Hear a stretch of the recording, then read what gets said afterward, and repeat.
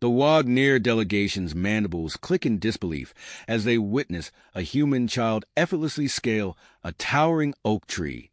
Ambassador Nora, leader of the alien diplomatic mission, blinks her compound eyes rapidly, struggling to process the scene before her. This was not what they expected when they arrived on Earth, a planet classified as a treacherous death world in galactic databases. Justin Hicks, a 10-year-old boy with tousle brown hair and grass-stained knees, swings from branch to branch with practiced ease. His laughter echoes through the park, a stark contrast to the tense atmosphere surrounding the alien visitors. The Wagner, with their spindly limbs and fragile exoskeletons, watch in awe as Justin leaps to the ground, absorbing the impact with a casual grace that defies their understanding of human physiology. Ambassador Nora steps forward, her translucent wings fluttering nervously. "Exceptional strength for a juvenile," she remarks, her translator struggling to convey the mix of fear and fascination in her voice. Justin turns, his eyes widening at the sight of the insectoid aliens. Before he can respond, the ground beneath them shudders violently. Panic erupts among the Wagner delegation as the earthquake intensifies. Their chitinous bodies tremble, ill-equipped to handle the sudden instability. Trees sway dangerously, and the once solid earth becomes a roiling sea of tremors. The alien diplomats stumble, their legs buckling under the strain. Justin, however, remains steady on his feet, his eyes narrow with determination as he surveys the chaos around him. Without hesitation, he springs into action, darting between the panicking aliens. "This way!" he shouts, gesturing towards a nearby concrete shelter. The boy's voice cuts through the rumbling earth, a beacon of calm in the midst of terror. As debris rains down from nearby buildings, Justin guides the Wagner to safety. He deftly navigates fallen branches and cracked pavement, his small body moving with a fluidity that astounds the alien observers. Ambassador Nora struggles to keep pace, her wings useless in the turbulent air. Suddenly, a sickening crack echoes through the park. A massive tree limb plummets towards a lagging Wagner diplomat. Justin reacts instantly, lunging forward and shoving the alien clear. The branch crashes to the ground, missing them by inches. The Wagner lies prone, its leg crushed by a smaller piece of debris. Without missing a beat, Justin crouches and lifts the injured alien onto his back. The Wagner is nearly twice his size, yet the boy carries it with a strength that defies his small stature. Ambassador Nora watches in disbelief as Justin sprints towards a shelter, bearing a load that would challenge even their strongest warriors. As the earthquake subsides, the Wagner delegation huddles in the safety of the concrete structure. Their compound eyes are fixed on Justin, who stands at the entrance, vigilantly watching for aftershocks. The realization dawns on Ambassador Nora that their initial assessment of human weakness was not just mistaken. It was dangerously wrong. With trembling appendages, Nora activates her long-range communicator. "High Command," she begins, her voice quivering. "We require an immediate reassessment of Earth status. These humans, they are far more formidable than we ever imagined." As the Wagner grapple with this paradigm shift, Earth's diplomatic team observes from a distance. Senior Ambassador Marcus Ward, a seasoned negotiator with steel-gray hair and piercing blue eyes, recognizes the opportunity unfolding before them. He turns to his team, a glimmer of excitement in his gaze.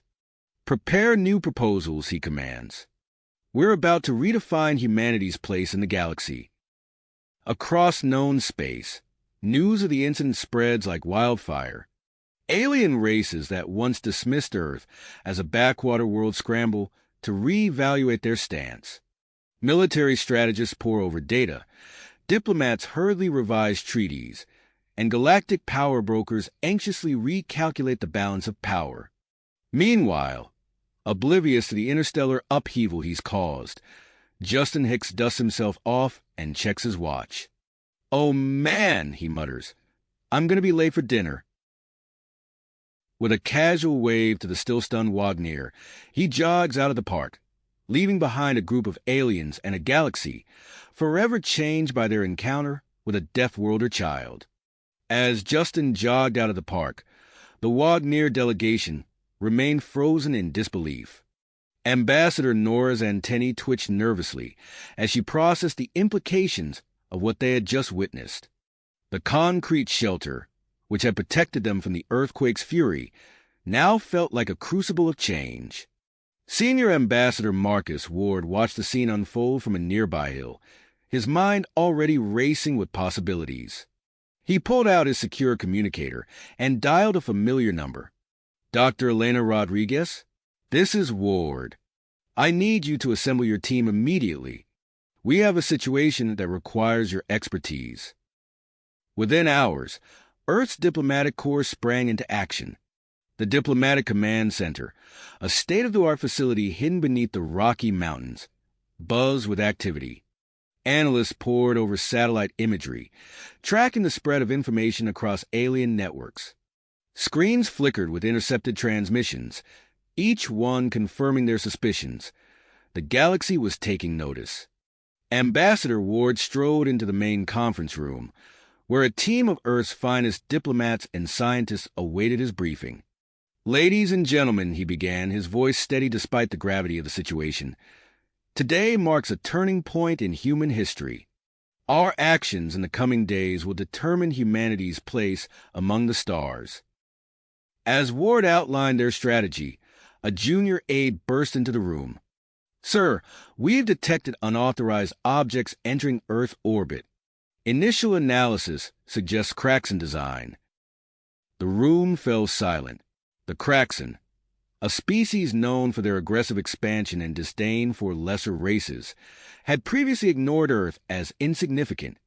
Their sudden interest sent a chill through the assembled team. Ward's eyes narrowed. "Double our orbital patrols. I want those drones tracked, but not engaged. We can't afford to provoke them. Yet."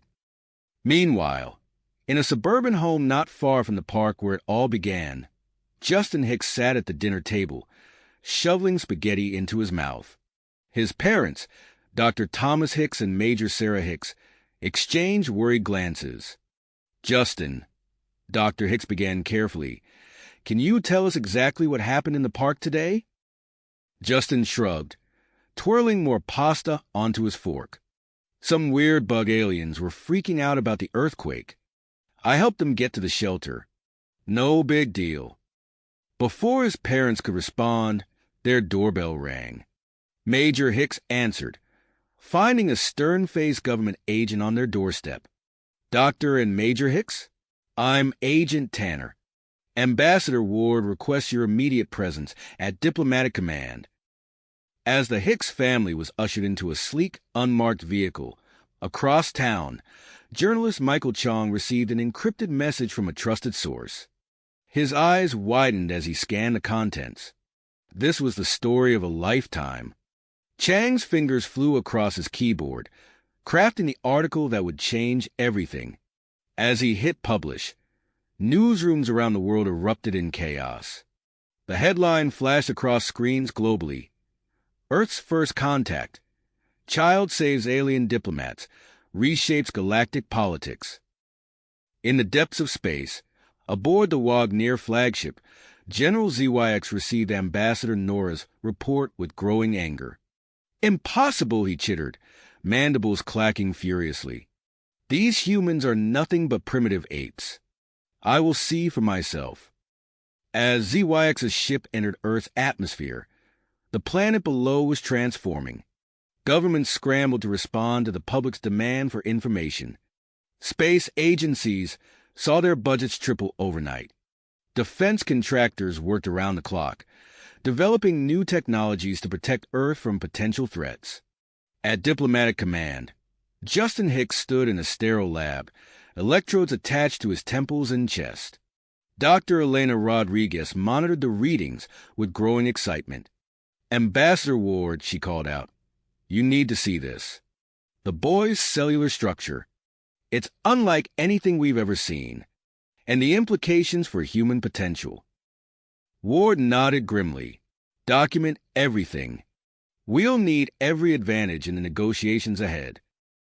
As Earth prepared for its new role on the galactic stage, a message arrived from deep space.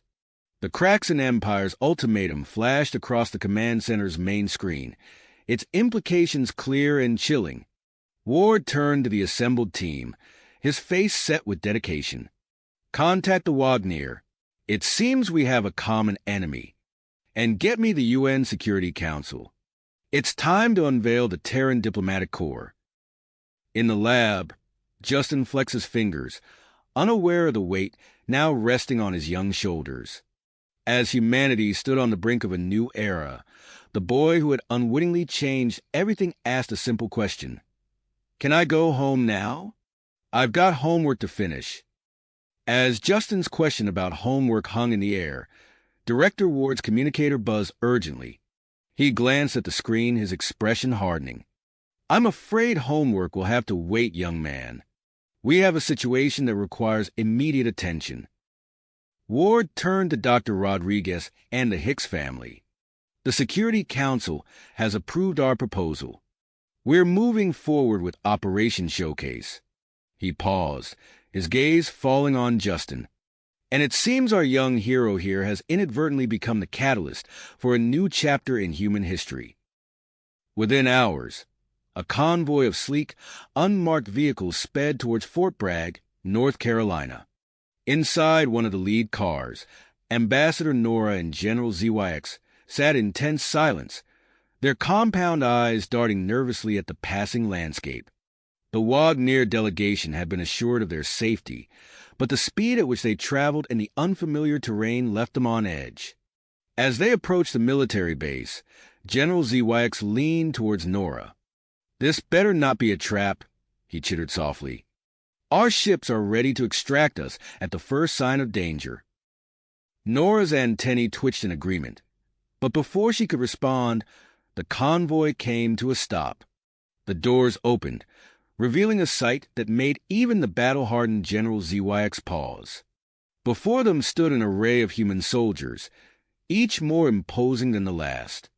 Navy SEALs with unwavering focus stood shoulder to shoulder with towering Army Rangers.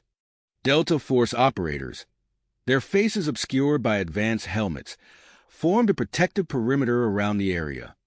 Major General David Hawthorne stepped forward, his weathered face a map of hard-earned experience. Welcome to Fort Bragg, he said, his voice carrying the weight of command. What you're about to witness is just a fraction of what humanity is capable of. The Wagnir delegation was ushered to a viewing platform overlooking an expansive training ground. As they settled into their positions, Director Ward addressed them. Esteemed visitors, we understand that your initial assessment of Earth was based on limited information. Today, we aim to correct that misconception. At a signal from Hawthorne, the demonstration began. The Special Forces team burst into action, tackling an obstacle course that seemed designed by sadists. They scaled sheer walls, swung across chasms, and crawled under electrified wire meshes. The Wagnir watched in stunned silence as the humans navigated terrain that would have been lethal to their own kind. Ambassador Nora's mandibles clicked rapidly as she turned to General ZYX. Their endurance. It's unlike anything we've encountered, she whispered. The demonstration intensified. In a mock combat scenario, 2 human operators engaged in hand-to-hand combat that left the Wagnir wincing. The power behind each strike, the speed of their movements, all spoke to a species evolved to thrive in high gravity and harsh conditions. Next came a display of marksmanship that had even General ZYX leaning forward in his seat. Human snipers hit targets at distances that seemed impossible, compensating for wind and Earth's curvature with casual ease. As the Wagnir delegation watched, their earlier dismissal of humans as weak creatures crumbled. General ZYX's earlier bravado faded, replaced by a growing realization of the strategic implications of what they were witnessing. The climax of the demonstration unfolded on a fabricated alien landscape.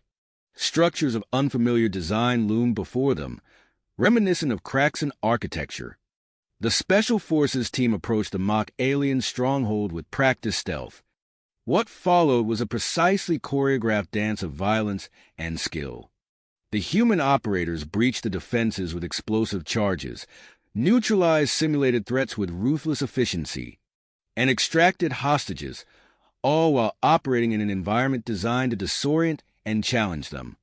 As the last hostage was safely evacuated, silence fell over the viewing platform. The Wagner delegation sat motionless, their alien minds struggling to process what they had just witnessed. Director Ward seized the moment.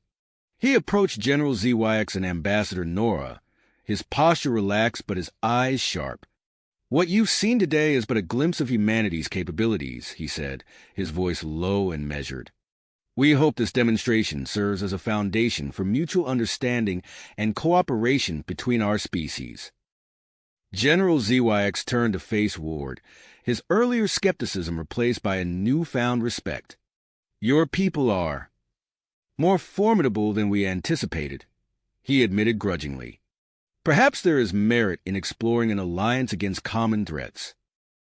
As the implications of ZYX's words sank in, a commotion erupted among the human officials. A junior analyst rushed to Ward, her face pale. "Director," she said urgently, "we've detected unauthorized data transmissions leaving Earth's orbit. The Kraxan drones. They've been watching." Ward's expression remained impassive, but his mind raced with the implications. The demonstration intended for the Wagner had inadvertently become a message to a much more dangerous audience. As he prepared to address this new development, Ward couldn't help but wonder how the aggressive Kraxan would respond to this unexpected show of human strength. In the growing twilight of Fort Bragg, as humans and aliens grappled with the rapidly shifting diplomatic landscape, the stage was set for a confrontation that would reshape the galaxy. And somewhere in the vastness of space, Kraxan war councils convened, their plans for easy conquest of Earth now thrown into disarray by the unexpected resilience of these Deathworlders. Primitive apes. As the implications of this revelation sank in, the Kraxan War Council's plans for Earth's conquest began to unravel. Back on Earth, the aftermath of the Fort Bragg demonstration reverberated through the halls of power. Director Ward, his face etched with the weight of recent events, strode purposefully into a hastily convened meeting of Earth's top military and scientific minds. The room buzzed with a mix of excitement and apprehension as he took his place at the head of the table. "Ladies and gentlemen," Ward began, his voice cutting through the chatter, "the events of the past few days have fundamentally altered our position in the galaxy. We now face both unprecedented opportunities and grave threats." As if on cue, a holographic display flickered to life in the center of the table, showing a three-dimensional representation of Earth's solar system. Red dots representing Kraxan surveillance, drones blinked ominously around the planet's orbit. Major General Hawthorne leaned forward, his weathered hands clasped tightly. "The Kraxan have seen our capabilities. We need to prepare for their response." Dr. Elena Rodriguez, still flushed with excitement from her recent discoveries, spoke up. "There's more. Our analysis of Justin Hicks' DNA has revealed something extraordinary." She tapped a few commands on her tablet, and the hologram shifted to display a complex double helix. "We've identified a unique gene sequence that we're calling the Deathworld Adaptation Gene, or DAG. It appears to be the key to our species' remarkable adaptability." The room erupted in a flurry of questions and exclamations. Ward raised a hand, silencing the commotion. "Dr. Rodriguez, what are the implications of this discovery?" "Potentially game-changing," she replied, her eyes gleaming. "If we can understand and possibly enhance this gene, we could push the boundaries of human capability even further." As the scientists in the room began to debate the ethical implications of genetic enhancement, a junior officer burst through the doors. "Sir," he addressed Ward, breathless, "we've just received an urgent communiqué from the Wagner delegation. They're requesting an immediate private meeting. Ward nodded grimly. Very well. Major General Hawthorne, Dr. Rodriguez, you're with me. The rest of you, start formulating plans for Earth's defense. We need options, and we need them yesterday. In a secure conference room, Ambassador Nora and General ZYX awaited the human delegation.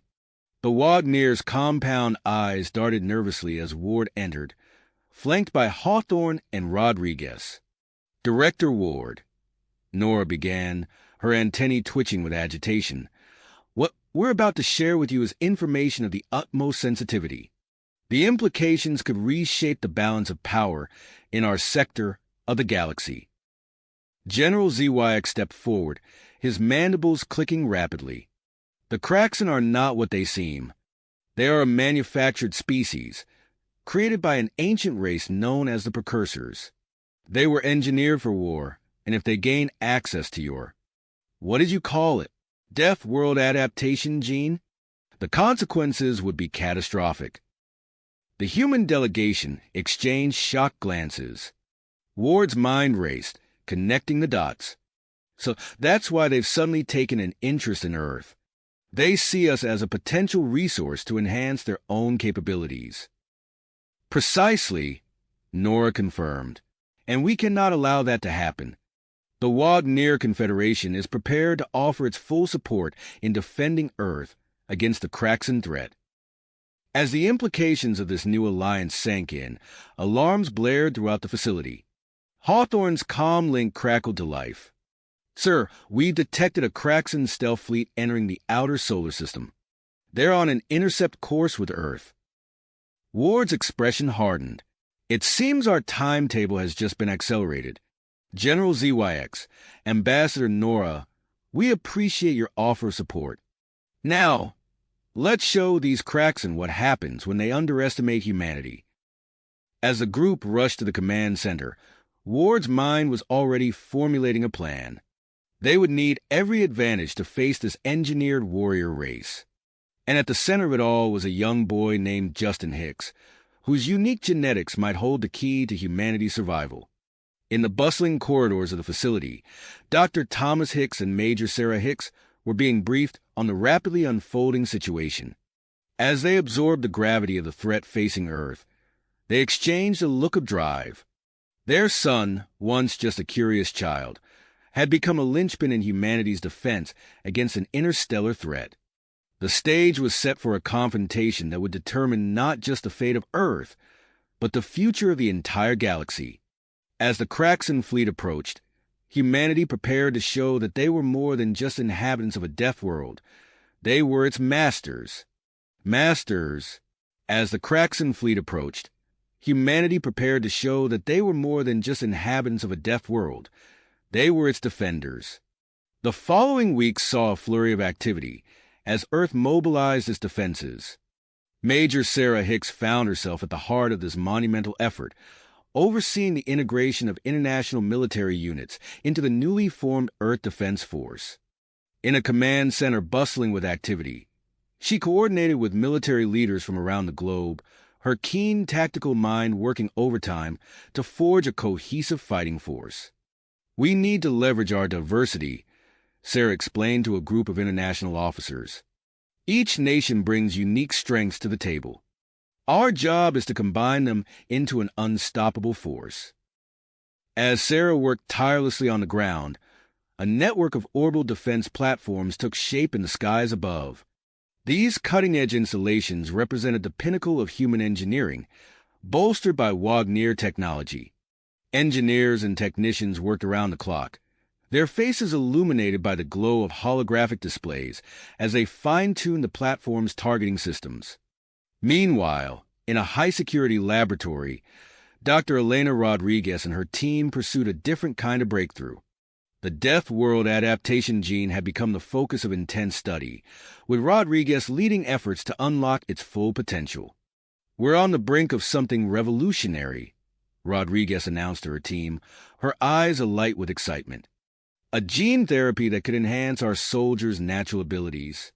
Strength, speed, endurance. We're pushing the boundaries of human capability. As Rodriguez spoke, simulations ran on nearby screens, showcasing the potential effects of the therapy. Digital avatars displayed feats of strength and agility that seemed more suited to superhero films than reality. However, the risks were equally apparent. Cellular instability warnings flashed ominously alongside the promising results. In a nearby training facility, Justin Hicks had transformed from a curious boy into a formidable warrior under the tutelage of Major General David Hawthorne and his team of Special Forces operators. Justin's natural abilities, honed by rigorous training, had already set him apart. Now, he stood on the precipice of something even greater. "I volunteer," Justin said, his voice steady as he faced Rodriguez and her team. "If this gene therapy can give us an edge against the Kraxen, I'm ready." The procedure was intense. Justin lay in a medical pod, his body bathed in a soft blue light as nanomachines carried the gene therapy throughout his system. Hours ticked by, monitored closely by Rodriguez and her team. When Justin finally emerged, the change was immediately apparent. In a specially designed testing chamber, Justin demonstrated his enhanced abilities. He lifted weights that would have challenged professional strongmen, his muscles rippling with newfound power. On the track, he moved with blinding speed, leaving seasoned athletes in his wake. His reflexes, tested in combat simulations, bordered on precognitive.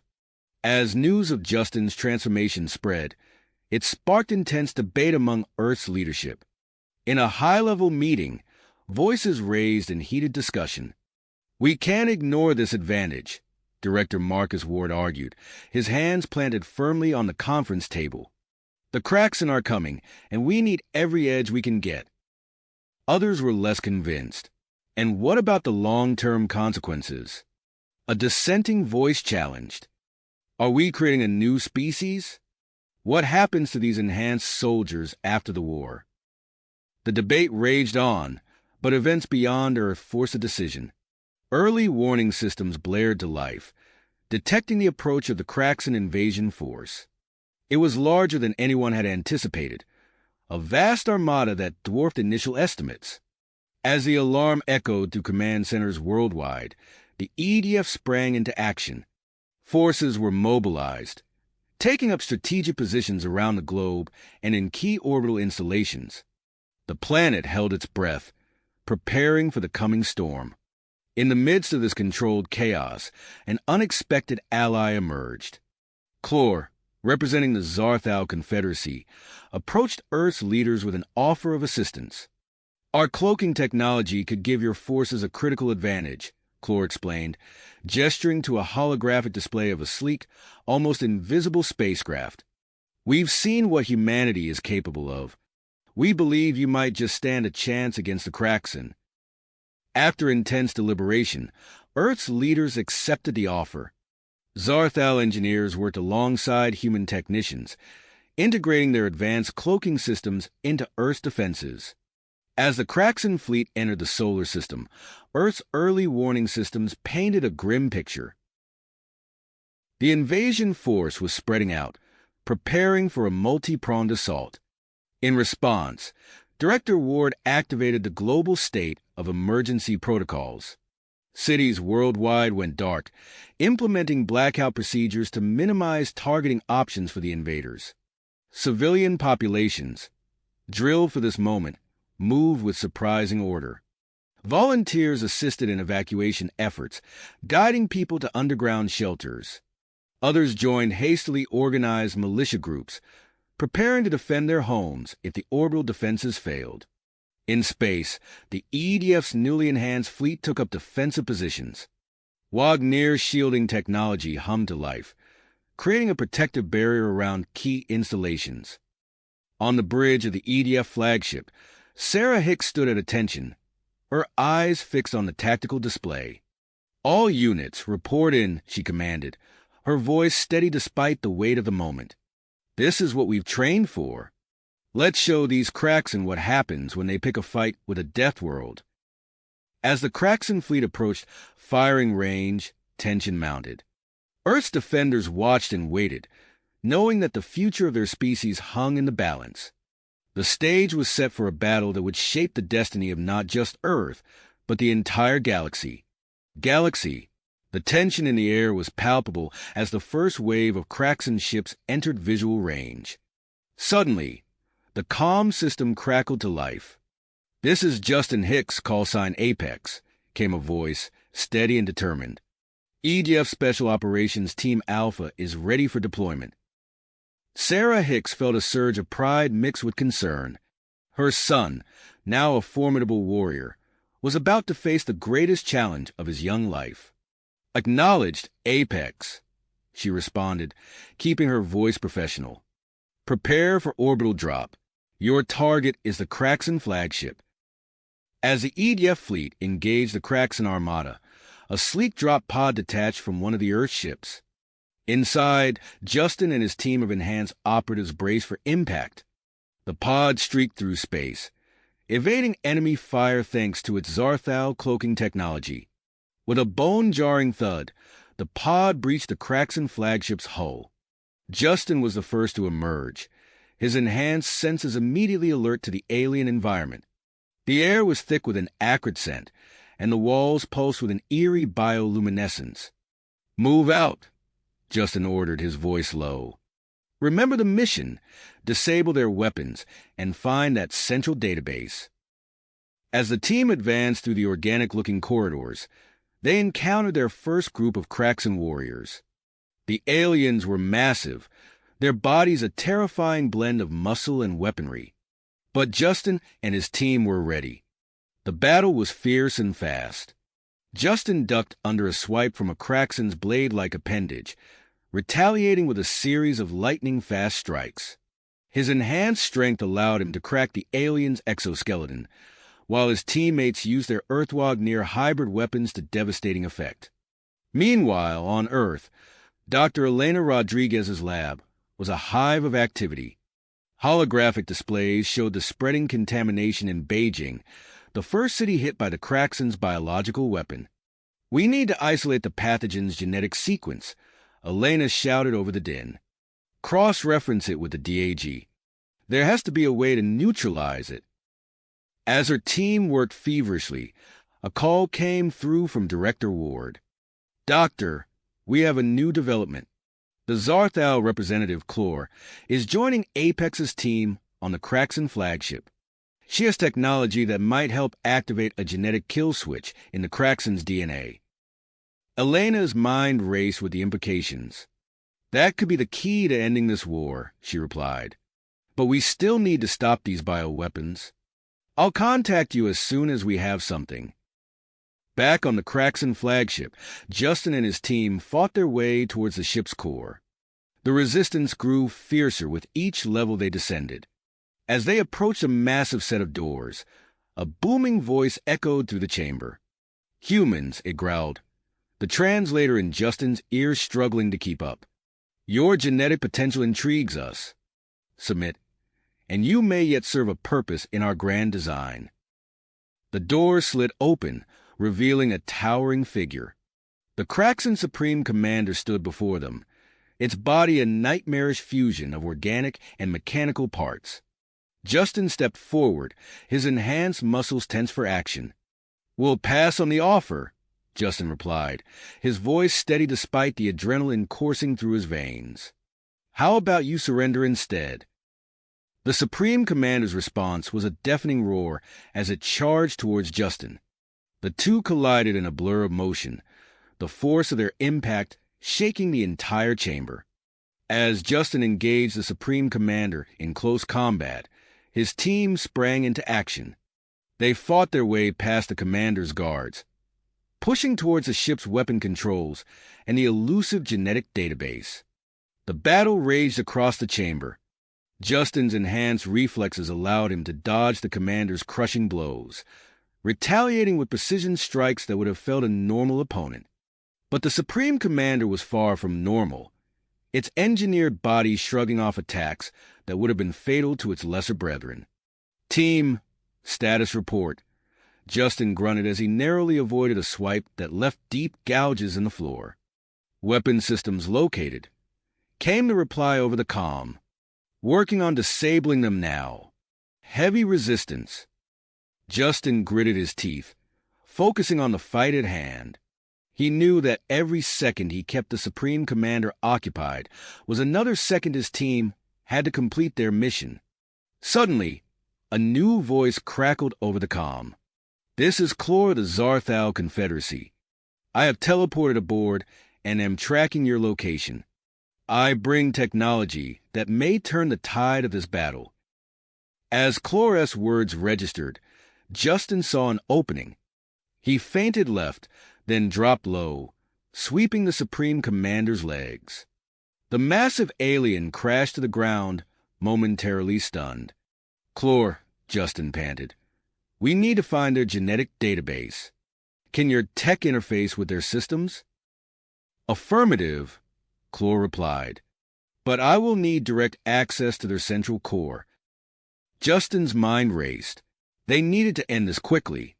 Earth couldn't withstand a prolonged assault, especially with the new threat of biological weapons. As if reading his thoughts, his mother's voice came through the comm. "Apex, this is Control. Beijing has been hit with some kind of bioweapon. Dr. Rodriguez is working on a countermeasure, but we're running out of time. More Kraxan ships are entering the atmosphere." The Supreme Commander was beginning to rise, its eyes burning with rage. Justin knew that the next round of their fight would be even more brutal. But now, with Clor's arrival and the knowledge of the genetic kill switch, they had a chance to end this war in one decisive stroke. "All units," Justin called out, readying himself for the coming onslaught. New primary objective. "We need to get Clor to that central core. Whatever it takes." As the Supreme Commander lunged forward, Justin steeled himself for the fight of his life. The fate of Earth, and perhaps the entire galaxy, now hinge on the next few moments aboard this alien flagship. Flagship? The Supreme Commander's eyes flashed with a mixture of rage and something akin to respect as it launched itself at Justin once more. Justin sidestepped the attack, his enhanced reflexes allowing him to move with preternatural speed. He countered with a series of rapid strikes to the alien's midsection, each blow landing with bone-jarring force. The Supreme Commander staggered back, its bio-augmented armor denting under the assault. As they clashed, the rest of Justin's team pushed forward, fighting their way through waves of Kraxan warriors. The ship's corridors echoed with the sound of weapons fire and the clash of metal on chitin. Suddenly, a brilliant flash of light filled the chamber. When it faded, Clor stood before them, her slender Zarthal frame a stark contrast to the bulky Kraxan architecture. "Apex," Clor called out, her voice calm despite the chaos around them. "I've brought the biomanipulation device. We must reach the central core immediately." Justin nodded, ducking under a massive swing from the Supreme Commander. He spotted an opening and took it, using his enhanced strength to execute a perfect throw. The alien leader crashed into a nearby control panel, momentarily stunned. "Team, regroup," Justin ordered. "Clor, lead the way. We'll cover you." As they fought their way deeper into the ship, Justin's calm crackled to life. His mother's voice came through, tight with tension. "Apex, the situation planetside is critical. Beijing's been hit with a bioweapon. It's spreading fast, and it's targeting the DAG." Justin's blood ran cold. The Deathworld adaptation gene was humanity's edge, the very thing that made them formidable. If the Kraxan could neutralize it. "Understood, Control," he responded, his voice steady despite the implications. "We're closing in on the central core now." They battled through several more decks, Clor's Zarthal technology proving invaluable in bypassing security systems. Finally, they reached a massive door, pulsing with an eerie bioluminescence. "This is it," Clor announced, interfacing her device with the alien controls. "The genetic database should be just beyond." As the door slowly opened, Justin's father's voice came through the comm. Son, we've established a direct link. Once you're inside, we'll guide you through accessing the kill switch. The team entered a vast chamber, its walls lined with pulsating organic computers. In the center stood a pillar of swirling light, the heart of the Kraxan genetic database. Chlor moved quickly to a nearby console, her fingers dancing over the alien interface. I bypassed their primary firewalls, but the kill switch is heavily protected. It will take time to... Her words were cut off as alarms blared throughout the ship. The deck beneath their feet shuddered violently. What's happening? Justin demanded, steadying himself against a nearby terminal. Chlor's eyes widened as she read the alien displays. The ship has detected our intrusion. It's initiated some kind of emergency protocol. We're changing course. Apex report. Sarah's voice cut through the chaos. The Kraxan flagship has broken formation. It's on a direct collision course with Earth. Justin's mind raced. They had minutes, maybe less, before the ship would enter the atmosphere. And if it crashed, carrying its payload of bioweapons. Chlor, how long to activate the kill switch? He asked, already knowing the answer wouldn't be good. At least 10 minutes to safely interface with the system, she replied, her usual calm demeanor showing cracks of stress. Justin looked at his team, then back at the pillar of light. They were out of time and out of options. There was only one choice left. Patch me in, he said, stepping towards a console. I'll interface directly. Chlor's eyes widened. The risk to your genetic structure is less than the risk to Earth if we fail, Justin finished. He turned to his team. Hold this room. No matter what happens, make sure Chlor can complete the interface.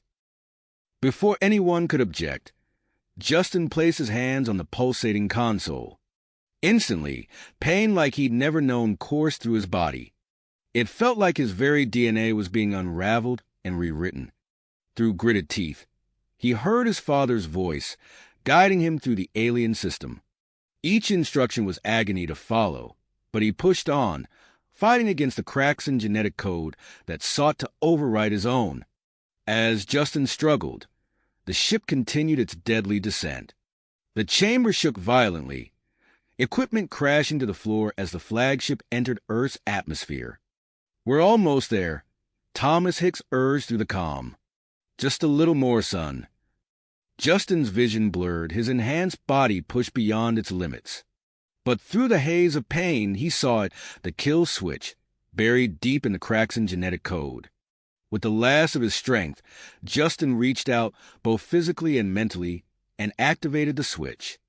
A blinding light filled the chamber, accompanied by an unearthly scream that seemed to come from the ship itself. Justin collapsed to the floor, his body racked with convulsions. As his consciousness faded, Justin heard Chlor's voice, urgent and filled with a mix of concern and excitement. It's done. The kill switch is active, but the ship is still falling. We need to get everyone off the ship now. Justin's team sprang into action, but Chlor remained focused on the console, her fingers flying over the alien interface. Wait, she called out, her voice cutting through the chaos. The kill switch activation is still in progress. We can't abandon it now. As if in response to her words, Justin's body convulsed violently, his back arching off the floor. His teammates moved to restrain him, but Chlor held up a hand. Don't touch him. The connection is delicate. The ship shuddered again, and alarms blared even louder. Through the cacophony, Major Sarah Hicks' voice crackled over the comm. Team, this is Control. We're tracking your descent. The kill switch must be your priority. Earth's survival depends on it. The team exchanged glances, the weight of the decision heavy on their shoulders. They knew leaving Justin behind was not an option, but staying meant risking everything. Chlor's eyes widened as she studied the displays before her. Fascinating, she murmured. The human's Deathworld adaptation gene. It's interacting with the Kraxan genetic code. It's accelerating the process. On the floor, Justin's body continued to twitch and spasm. His skin took on an otherworldly glow, pulsing in rhythm with the ship's core. Clore worked feverishly, her Zarthal technology interfacing with the Kraxan systems in ways the humans could barely comprehend. "I'm stabilizing the connection," she announced, her voice strained with concentration. "But the strain on his body is immense. I don't know how long he can sustain this." As the team fought to keep Justin alive and complete their mission, events were unfolding rapidly across the planet below. In her lab on Earth, Dr. Elena Rodriguez stared at her holographic displays in disbelief. "We've done it," she whispered, then louder. "We've done it. We have a temporary countermeasure for the bioweapon." Her team erupted in cheers, but Elena was already reaching for her comm unit. "Director Ward, we have a treatment. It won't cure those affected, but it will slow the weapon's progress. We can buy time for Justin to complete the mission." Outside the lab, the skies above Earth were alight with weapons fire. The combined Earth-Wagner fleet launched a desperate attack against the plummeting Kraxan flagship. Ambassador Nora's voice boomed across the command channels. "All ships, focus fire on their propulsion systems. We need to slow that descent." Major Sarah Hicks watched from EDF Command as Allied ships darted around the massive Kraxan vessel, their weapons leaving glowing trails across the night sky. "We're going to lose good people up there," she muttered, her squeezing hard as she gripped the edge of her console. On the ground, the situation was no less tense. Major General David Hawthorne's voice echoed through emergency broadcast systems across coastal cities. "This is not a drill. All civilians in the projected impact zone must evacuate immediately. EDF personnel will assist in relocation efforts." Streets filled with people as the evacuation began. Families grabbed what they could carry, joining the streams of humanity flowing away from the coast. EDF ground forces worked tirelessly, directing traffic and providing assistance where needed. Back on the Kraxan flagship, Justin's condition was deteriorating rapidly. His enhanced physiology, pushed beyond its limits, struggled to cope with the alien genetic interface. His teammates watched helplessly as his vital signs fluctuated wildly on Clore monitors. Suddenly, Dr. Thomas Hicks' voice cut through the tension. "Clore, listen carefully. We need to channel the ship's power systems through Justin's body. It's risky, but it might provide the energy he needs to complete the interface." Clore hesitated for a moment, her eyes darting between Justin's prone form and the ship's pulsing core. "The danger to him is significant," she warned. "We're out of options," Thomas replied, his voice heavy with the weight of a decision. "Do it." With a nod, Clore began the procedure. Energy crackled through the air as she redirected the ship's massive power reserves. Justin's body jerked upright, his eyes snapping open as the energy coursed through him. A blinding light emanated from his skin, growing in intensity until his teammates had to shield their eyes. The light burst through the ship's hull, visible even from the planet's surface. For a moment, the battle paused as both human and Kraxan forces stared in awe at the phenomenon. Inside the flagship, Justin's consciousness expanded, intertwining with the ship's systems. He could feel the kill switch activation reaching its final stage, spreading through the Kraxan genetic code like wildfire. Across the ship, Kraxan warriors began to collapse, their enhanced abilities failing as their very DNA was rewritten. The effect rippled outward, spreading to the rest of the Kraxan fleet and their ground forces on Earth. As the threat of the Kraxan was neutralized, Justin found himself connected to the ship's navigation systems. With the last of his strength, he exerted his will over the massive vessel, altering its trajectory away from populated areas. The flagship screamed through Earth's atmosphere, flames licking its hull as Justin guided it towards the vast expanse of the Pacific Ocean. The impact was tremendous, sending massive waves radiating outward, But thanks to the evacuation efforts, the human cost was minimal. As the ship settled into its watery grave, Justin's connection finally broke. He collapsed to the floor of the control room, his body smoking and twitching from the ordeal. His teammates rushed to his side as Clore called for immediate evacuation and medical assistance. In the aftermath of the crash, Earth found itself victorious but facing new challenges. The once mighty Kraxen were now powerless. Their threat neutralized, but their survival now an urgent question. Justin, barely clinging to life, was rushed to the nearest medical facility. As he fought for survival, Dr. Rodriguez was called in, recognizing that his unique experience with the Kraxen genetic code might hold the key to fully counteracting the biological weapon's effects on Earth's population. As the dust settled on this phase of the conflict, Earth's leaders began to grapple with their new reality. The Wagnir, impressed by humanity's resilience, proposed a formal alliance. The Zarthal, represented by Clore, expressed interest in diplomatic relations, intrigued by the potential of human adaptability. But for now, all eyes were on the medical facility where Justin lay, his fate uncertain. The choices made in the coming days would shape not only his future, but that of all humanity as they stepped onto the galactic stage. All eyes remained fixed on the medical facility where Justin Hicks fought for his life. The young hero's condition was critical, his body ravaged by the effects of interfacing with the Kraxen genetic database. Inside the facility's most secure ward, Dr. Elena Rodriguez leaned over Justin's bed, her brow furrowed in concentration as she studied the readouts on the holographic display hovering above him. The data scrolling across the screen defied everything she thought she knew about human physiology. His cellular structure is in a constant state of flux, she muttered, more to herself than to the team of xenobiologists and geneticists gathered around her. It's as if his DNA is rewriting itself on a molecular level. One of her colleagues, Dr. Amit Patel, stepped closer to examine the display. "Look at these regeneration rates," he said, his voice tinged with awe. "I've never seen anything like it." Elena nodded, her eyes never leaving the screen. The Deathworld adaptation gene has merged with elements of the Kraxen genetic code. It's created something entirely new. As they watched, Justin's body convulsed, his back arching off the bed.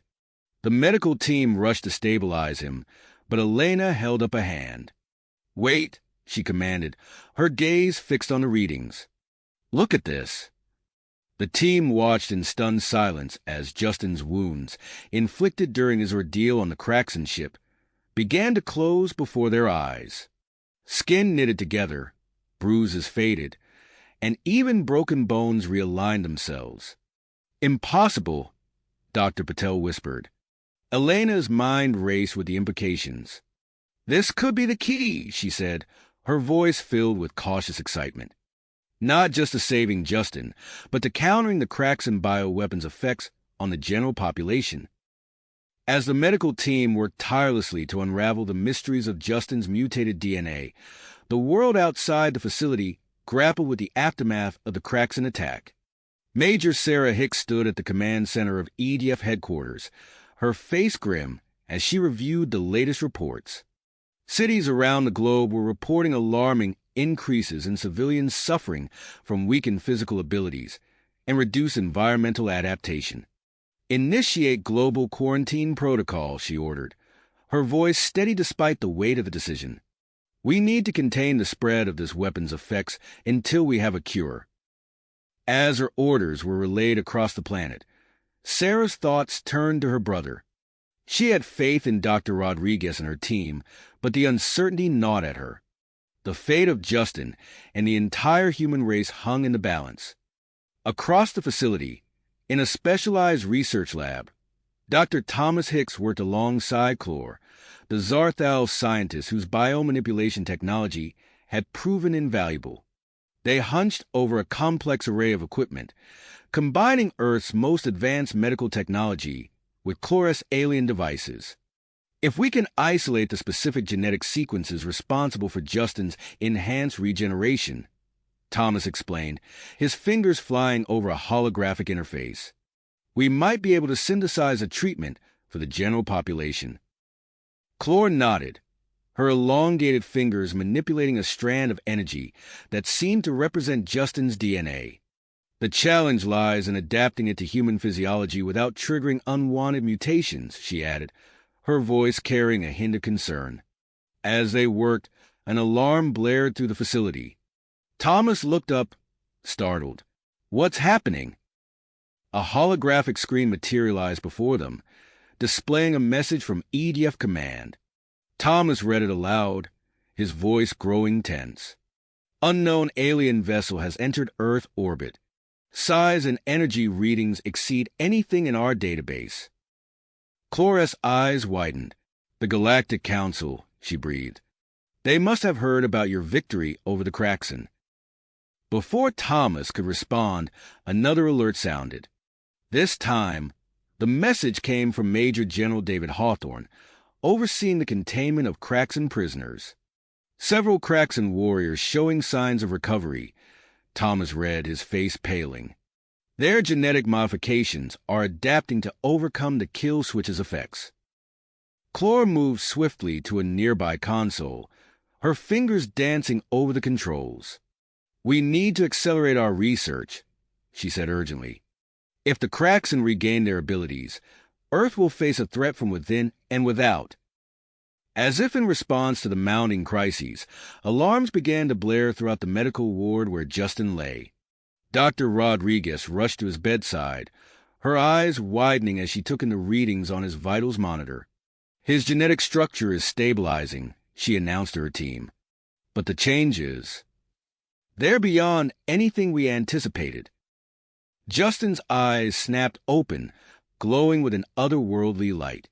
He sat up abruptly, his movements fluid and controlled despite weeks of unconsciousness. When he spoke, his voice carried a resonance that sent chills down Elena's spine. I can feel them, Justin said, his gaze unfocused as if seeing beyond the walls of the facility. The Kraxen, the Galactic Council. Earth is at a crossroads, and I'm the key to navigating it. As Justin's words hung in the air, a sense of anticipation filled the room. The young hero's awakening marked a turning point, but whether it would lead to humanity's salvation or its downfall remained to be seen. With threats looming both from the stars and from within, Earth stood on the precipice of a new era, its future hanging in the balance. Balance. With threats looming both from the stars and from within, Earth stood on the precipice of a new era, its future hanging in the balance. Justin's awakening sent shockwaves through the facility. Dr. Rodriguez quickly ushered out the non-essential personnel, leaving only herself and a core team of researchers to monitor the young man's condition. Justin, can you tell us more about what you're sensing? Elena asked, her voice calm despite the tension in the room. Before Justin could respond, alarms blared throughout the facility. A holographic display materialized, showing Major General David Hawthorne's grim face. We've got a situation in the Pacific, Hawthorne announced. The Kraxen flagship's energy core is active and growing more unstable by the minute. Elena's eyes widened. General, we need more time. We're on the verge of a breakthrough here with Justin's. Time is a luxury we don't have, Doctor, Hawthorne interrupted. I'm dispatching a team to investigate the wreckage. Keep me updated on your progress. As the hologram flickered out, Justin swung his legs over the side of the bed. I need to go there, he said, his voice resonating with an otherworldly timbre. I can feel the ship calling to me.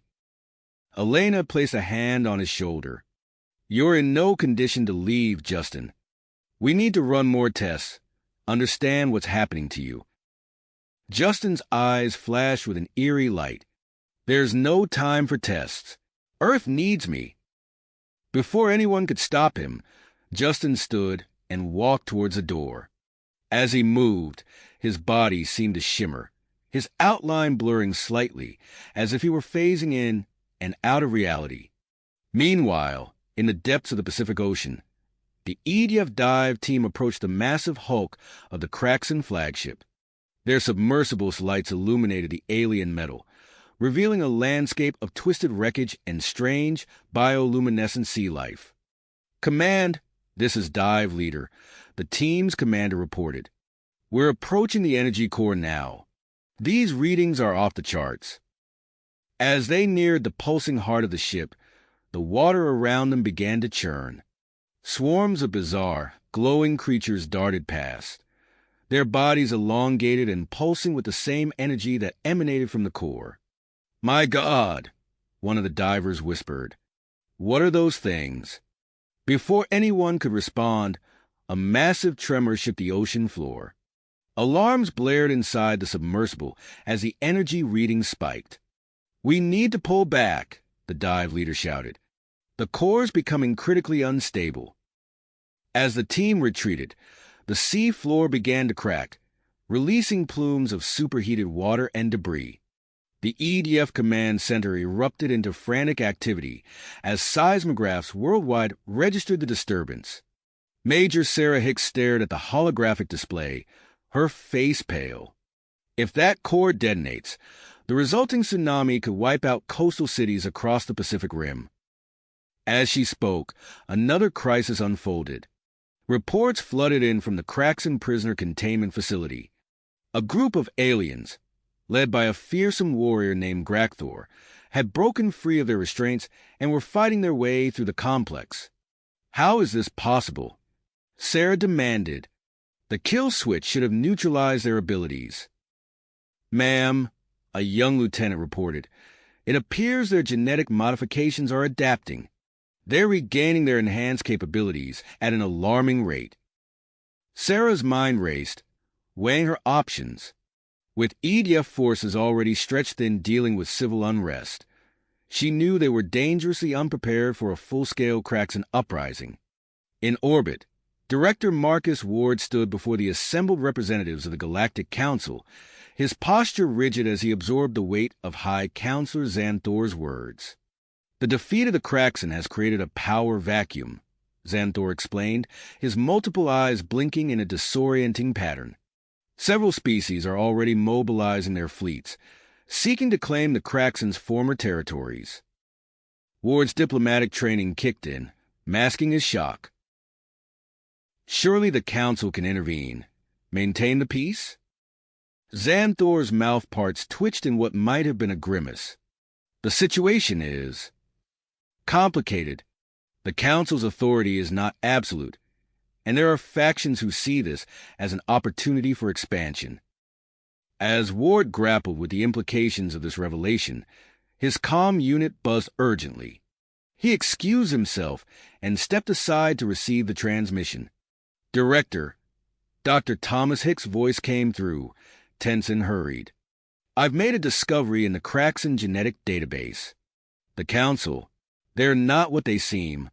There's evidence suggesting they created the Kraxan themselves." Ward's blood ran cold as he glanced back at the assembled alien dignitaries. The fate of Earth now balanced on a knife's edge, with threats mounting from all sides and the true nature of their galactic neighbors shrouded in mystery. Ward's mind reeled as he processed Dr. Hicks' revelation. The Council's connection to the Kraxan added a new layer of complexity to an already dire situation. He turned back to face the alien dignitaries, his diplomatic mask firmly in place. Before he could speak, his comm unit buzzed again, this time with an urgent transmission from Earth. Ward's eyes widened as he listened to the cascade of crises unfolding on his home planet. Taking a deep breath, he addressed High Counselor Xanthor. "Counselor, we need to talk. Privately." Xanthor's multiple eyes blinked in surprise, but he nodded and led Ward to a secluded chamber. Once inside, Ward laid out the situation on Earth in stark detail. The destabilizing Kraxan flagship, the escaped prisoners, and the spreading effects of the bioweapon. "And now," Ward concluded, his voice tight with controlled anger, "I learned that the Council may have played a role in creating the very threat that nearly destroyed my planet." Xanthor's body language shifted, his posture deflating. Your information is not entirely inaccurate, he admitted. The Kraxen were indeed our creation, centuries ago.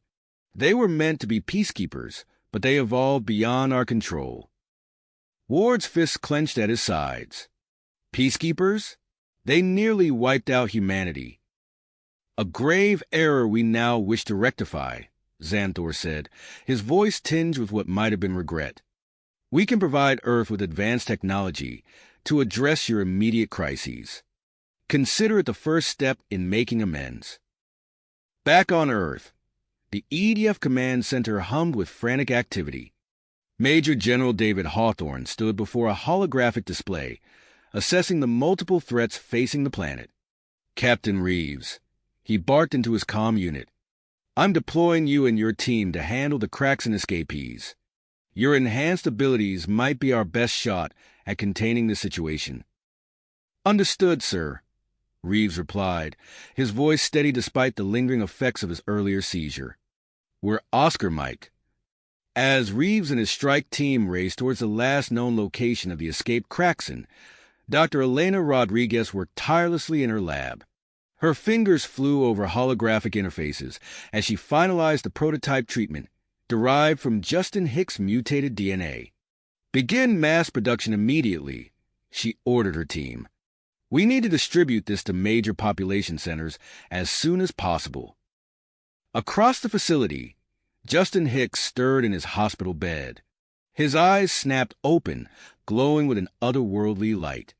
He sat up, feeling a surge of power coursing through his body. Dr. Rodriguez, he called out, his voice carrying an unsettling resonance. I need to help. Earth needs me. Before Elena could respond, alarms blared throughout the facility. A holographic display materialized, showing the Pacific Ocean. The crashed Kraxen flagship pulsed with ominous energy, sending shockwaves through the surrounding water. The core's going critical, a technician announced, his voice tight with fear. We're detecting localized tsunamis forming along the coastlines. Elena's mind raced. We need to contain it somehow, she muttered, her eyes darting between the displays, showing the oceanic disturbance and the progress of the treatment's production. At that moment, Ambassador Nora of the Wagner stepped forward, her alien features set in persistence. We may have a solution, she said, her translator conveying the gravity in her tone. Our teleportation technology could potentially move the wreckage to an uninhabited planet. The proposal was met with a mix of skepticism and desperate hope. As the EDF leadership debated the merits of the plan, Captain Reeves and his team closed in on the escaped Kraxen. They tracked the aliens to an abandoned industrial complex on the outskirts of a major city. Reeves signaled his team to spread out, his enhanced senses picking up the faintest traces of the Kraxen's presence. Remember, he whispered into his comm, these aren't the weakened prisoners we've been guarding. They're regaining their abilities. Stay sharp. The team moved through the dilapidated buildings, weapons at the ready. Suddenly, a massive form burst through a nearby wall. Gracthor, the Kraxen leader, roared in challenge. Reeves sprang into action, his enhanced speed and strength allowing him to meet the alien warrior head-on. The two traded blows that would have shattered normal human bones, their battle turning the abandoned factory into a war zone. As Reeves grappled with Gracthor, his team engaged the other escaped Kraxen. The humans' advanced weaponry and tactics helped level the playing field against the aliens' superior physical abilities. However, midway through the fight, Reeves felt a familiar sensation creeping up his spine. His vision blurred, and his muscles began to spasm. Another seizure was coming, more intense than the last. Team new plan. He gasped into his comm before collapsing to the ground. His strike team, seeing their leader fall, quickly adapted their strategy. They focused their fire on Gracthor, forcing the Kraxen leader away from the incapacitated Reeves. Two team members dragged their captain to safety, while the others maintained suppressing fire. As the battle raged in the industrial complex, Dr. Rodriguez oversaw the distribution of the prototype treatment. EDF transports, escorted by heavily armed convoys, raced towards major population centers. The first doses were administered in a hospital in New York City. Within hours, reports began flooding in of patients showing remarkable recovery from the effects of the Kraxan bioweapon. Meanwhile, at the site of the crashed Kraxan flagship, EDF and Wagner forces worked frantically to implement Ambassador Nora's teleportation plan. Engineers from both species calibrated massive energy projectors, aiming to create a teleportation field large enough to encompass the entire wreckage. As the preparations neared completion, the ocean around the crash site churned violently. Swarms of mutated marine life, their bodies pulsing with the same energy as the Kraxan core, attacked the workers and their equipment. Justin Hicks, having convinced Dr. Rodriguez to release him, arrived at the scene.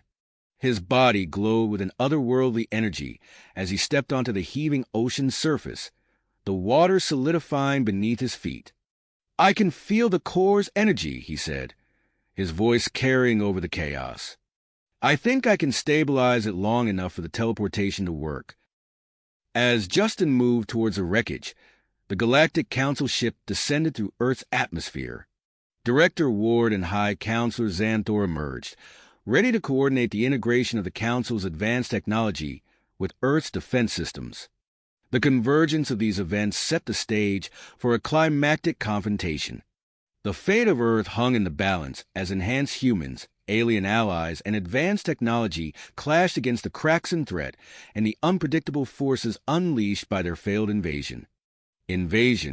As the chaos unfolded, Justin Hicks' eyes snapped open, his body suffused with an otherworldly glow. He sat up abruptly, startling the medical staff around him. "I need to help," he declared, his voice resonating with newfound strength. "Earth needs me." Dr. Elena Rodriguez rushed to his side, her face a mixture of concern and amazement. "Justin, you're not ready. We don't fully understand the changes in your physiology." But Justin was already standing, his movements fluid and purposeful. "There's no time, Doctor. I can feel it. The connection to the Kraxan technology, the energy coursing through me. I can make a difference." Before Elena could protest further, Major General David Hawthorne strode into the room, his expression grim. "Dr. Rodriguez, we need every asset we have. If Hicks is operational, we're putting him in the field." Hawthorne turned to Justin, assessing him with a critical eye. "Hicks, I'm assigning you to a special task force. Operation Apex. You'll be working with Captain Reeves to address our most critical threats." Justin nodded, a sense of purpose filling him. "I'm ready. Sir, what's our first mission?" "The Kraxan wreckage in the Pacific," Hawthorne replied, pulling up a holographic display. "We're working with the Wagner on a teleportation solution, but we need a team to infiltrate the ship and neutralize that energy core before transport." As they discussed the details, Captain Michael Reeves entered, his stance steady but his eyes betraying the strain of his recent seizures. "Sir, my team is prepped and ready." Hawthorne nodded. "Good. Hicks, you and Reeves will lead this operation. The fate of Earth may well depend on your success." Within the hour, Justin and Reeves were aboard a high-speed transport, skimming over the turbulent Pacific. The Galactic Council had provided them with advanced underwater gear, its alien design a stark reminder of Earth's new place in a wider universe. As they approached the crash site, Justin felt a strange pull, as if the Kraxan wreckage was calling to him. He shared a glance with Reeves, noting the captain's tightened jaw and the slight tremor in his hands. "How are you holding up?" Justin asked, genuine concern in his voice. Reeves managed a grim smile. "The doc's treatments are keeping me stable for now. Let's just focus on the mission." They plunged into the churning waters, the advanced gear allowing them to descend rapidly towards the alien vessel. As they approached, they saw the mutated marine life swarming around the wreckage, their bodies pulsing with an eerie, familiar energy. Justin's mind raced as he interfaced with the ship's systems, decoding security protocols and mapping out their route. "This way," he called out, leading the team through a breach in the hull. They swam through flooded corridors, the ship's alien architecture both beautiful and unsettling. Reeves and his team kept watch, their weapons at the ready as mutated creatures lurked in the shadows. As they neared the ship's core, Justin felt a presence brush against his mind. He gasped, nearly losing his grip on a handrail. "There's something here," he warned. "Something alive." They entered a vast chamber, and there, suspended in a pulsating field of energy, was what appeared to be a massive, crystalline brain. Justin's eyes widened as understanding dawned. "It's not just a power source," he breathed. "It's a Kraxan Elder, the ship's living brain." The Elder's consciousness reached out, probing Justin and Reeves' minds. Images flooded their thoughts. The Kraxans' true history, their original purpose as peacekeepers, and the terrible mutation that had turned them into conquerors. As Justin struggled to process the information, Reeves worked to stabilize the core for teleportation. Suddenly, the captain's body went rigid, his eyes rolling back as another seizure gripped him. "Reeves!" Justin called out, torn between maintaining the mental link with the Elder and helping his teammate. The ship groaned around them, the stress of the impending teleportation causing systems to fail.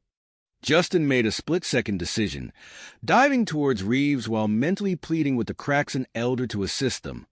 To his surprise, the Elder responded, its vast consciousness helping to soothe Reeves' misfiring synapses. As the captain's seizure subsided, Justin felt the familiar tingle of teleportation energy enveloping them. "We need to move now," he shouted, helping Reeves to his feet. The team scrambled through the disintegrating ship, dodging falling debris and bursts of energy. Justin's mind raced, processing the wealth of information from the Kraxan Elder while guiding them to safety.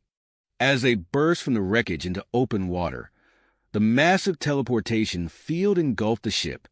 The sea churned violently, the energy discharge creating a temporary whirlpool that threatened to drag them under.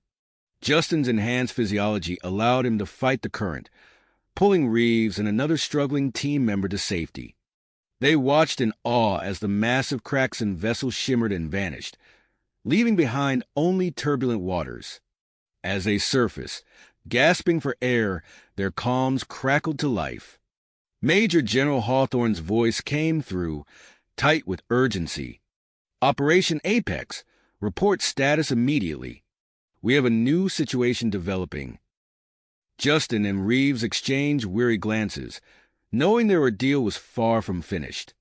The knowledge they had gained from the Kraxan Elder greatly troubled on their minds, hinting at challenges yet to come.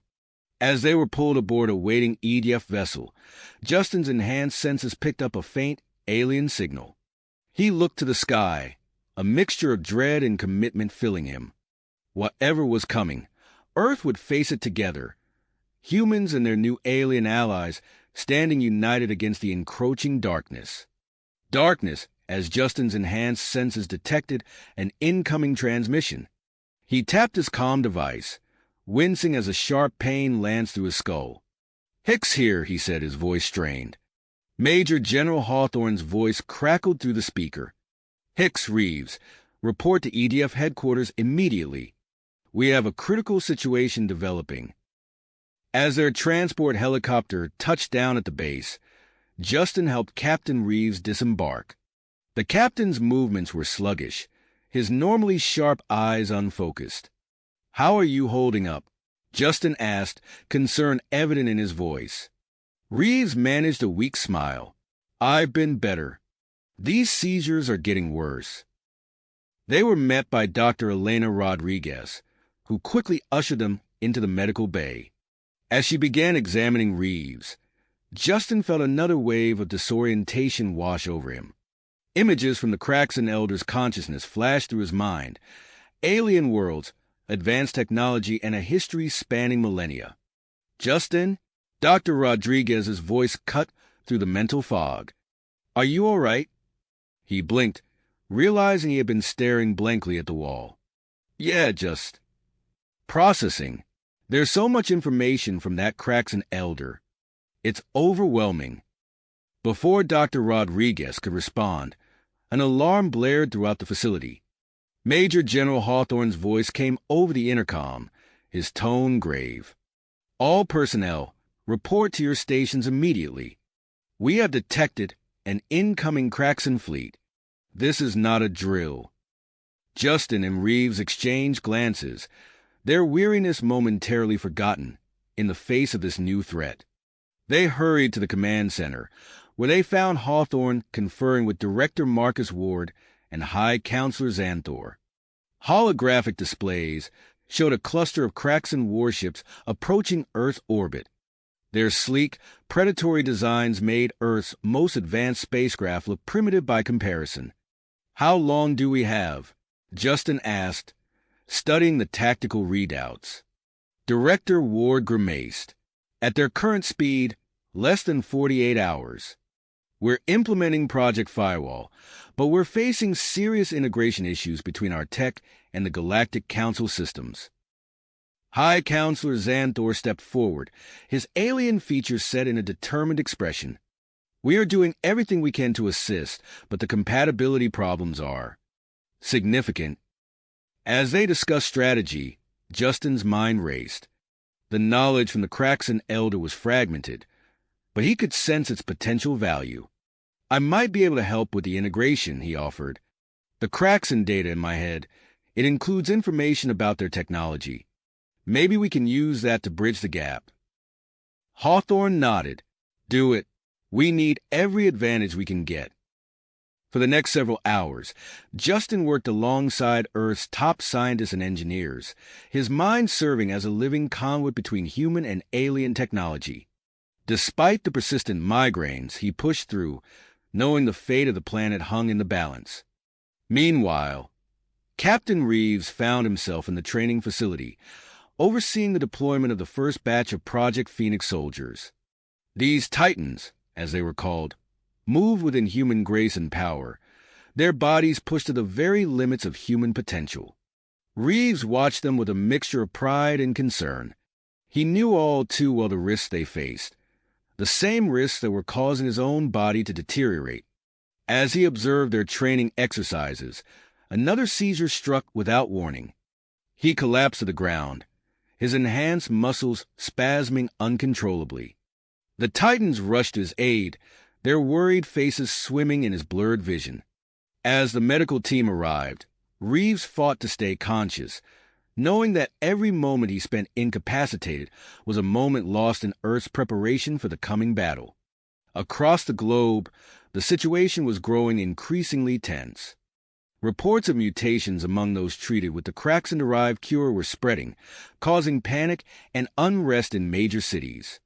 Dr. Rodriguez found herself working around the clock, trying to understand and mitigate these unexpected side effects. In New York, a group of visibly mutated individuals was cornered by an angry mob. As tensions escalated, a young woman with slightly elongated fingers and iridescent skin stood between the two groups.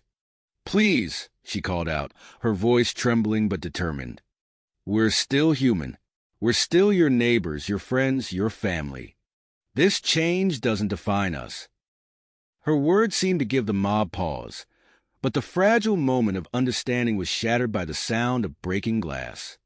Someone had thrown a bottle, and chaos erupted. As civil unrest spread, the escaped Craxan prisoners led by Gracthor seized their opportunity. They infiltrated a densely populated area of Los Angeles, using the confusion to mask their movements. In an abandoned warehouse, they began constructing their communication array, working with a frantic urgency. Gracthor, his massive form hunched over a makeshift control panel, growled orders to his followers. "Hurry, our brethren approach. We must guide them to victory." Back at EDF headquarters, alarms blared as the system detected the unauthorized alien transmission. Justin, still reeling from his marathon engineering session, straightened up at the news. "I know where they are," he said, the cracks in knowledge in his mind providing the insight. And I know how to stop them. Major General Hawthorne looked at him skeptically. You're in no condition for a field operation, Hicks. Justin stood firm. With all due respect, sir, we don't have a choice. I'm the only one who truly understands what we're up against. After a moment of tense silence, Hawthorne nodded. Assemble a strike team. You have 6 hours to shut down that transmitter before the Kraxan fleet is in range. As Justin prepared for the mission, he couldn't shake the feeling that this was just the beginning. The knowledge from the Kraxan elder hinted at greater challenges to come, mysteries that extended far beyond this immediate threat. Loading his weapon, Justin took a deep breath, pushing aside the persistent headache and the weight of the alien memories in his mind. He had a job to do, and the fate of Earth rested on his success. The strike team assembled, a mix of seasoned EDF operatives and newly enhanced Titans. As they boarded the transport, Justin caught sight of Captain Reeves watching from the sidelines, his face a mask of frustrated purpose. Their eyes met, and an unspoken understanding passed between them. The transport lifted off, streaking towards Los Angeles and the confrontation that awaited them. The future of humanity hung in the balance, with Justin Hicks and his team standing as Earth's best hope against the impending Kraxan invasion. Invasion force loomed ever closer. As the transport sped towards Los Angeles, Justin briefed his team on the mission ahead. Our target is Gracthor and his Kraxan followers, he explained, his voice steady despite the pounding headache that threatened to overwhelm him. They've set up a communication array in the city, and we need to shut it down before the Kraxan fleet arrives. The team nodded, their faces a mixture of persistence and apprehension. Among them were several newly enhanced Titans, their bodies visibly different from their human counterparts. Justin couldn't help but notice the subtle tremors in their hands, a sign of the unstable nature of their recent modifications. As they approached the drop zone, Justin activated the advanced stealth technology provided by the Wagnir. The transport shimmered, becoming nearly invisible to the naked eye and undetectable by conventional sensors. Remember, Justin said as they prepared to disembark, we have the element of surprise. Use it wisely. The team deployed silently into the urban sprawl of Los Angeles. Justin's enhanced senses, coupled with the knowledge from the Kraxan elder, allowed him to navigate the team through the city's infrastructure with uncanny precision. They moved swiftly through maintenance tunnels and abandoned subway lines, avoiding Kraxan patrols with ease. As they neared their target, Justin held up a hand, signaling the team to halt. His enhanced hearing picked up the low hum of alien technology nearby. We're close, he whispered. The array is just ahead. Suddenly, the city around them plunged into darkness. Justin's comm unit crackled to life with an urgent message from EDF headquarters. Be advised, the Wagnir planetary cloaking technology is now active. Expect widespread power outages. The sudden blackout complicated their mission, but Justin's team was prepared. They switched to night vision and continued their approach. As they emerged from an underground passage, they found themselves facing the abandoned warehouse where Gracthor had set up his operation. Justin's mind raced, processing the tactical situation. He could sense the Kraxan inside, their alien biology standing out against the background of human life signatures. 3 entry points, he whispered to his team. Alpha Team, take the north entrance. Bravo, the east. Charlie, with me on the main doors. The team moved into position with practiced efficiency. Justin counted down silently, then gave the signal. They breached the warehouse simultaneously, catching the Kraxan off guard. The interior of the warehouse was a maze of hastily assembled alien technology. In the center stood the imposing figure of Gracthor, his massive form hunched over a control panel. The Kraxan leader roared in surprise and anger as the human strike team burst in. Disable that array, Justin shouted as he charged towards Gracthor. The rest of the team engaged the other Kraxen, their enhanced abilities allowing them to hold their own against the alien strength. Justin's mind was flooded with information from the Kraxen Elder consciousness as he faced off against Grakthor. He could see the weak points in the alien's enhanced physiology, the vulnerabilities hidden beneath layers of engineered muscle and bone. Grakthor lashed out with a massive fist, the air whistling as it passed inches from Justin's head. Justin countered with a series of quick strikes, targeting the pressure points he'd identified. The Kraxen leader stumbled, clearly surprised by the human's knowledge of his biology. Around them, the battle raged. The EDF operatives and Titans worked in tandem, slowly gaining ground against the Kraxen defenders. The air was filled with the sound of energy weapons and the crash of bodies against metal. Justin pressed his advantage, his enhanced reflexes allowing him to anticipate Grakthor's moves.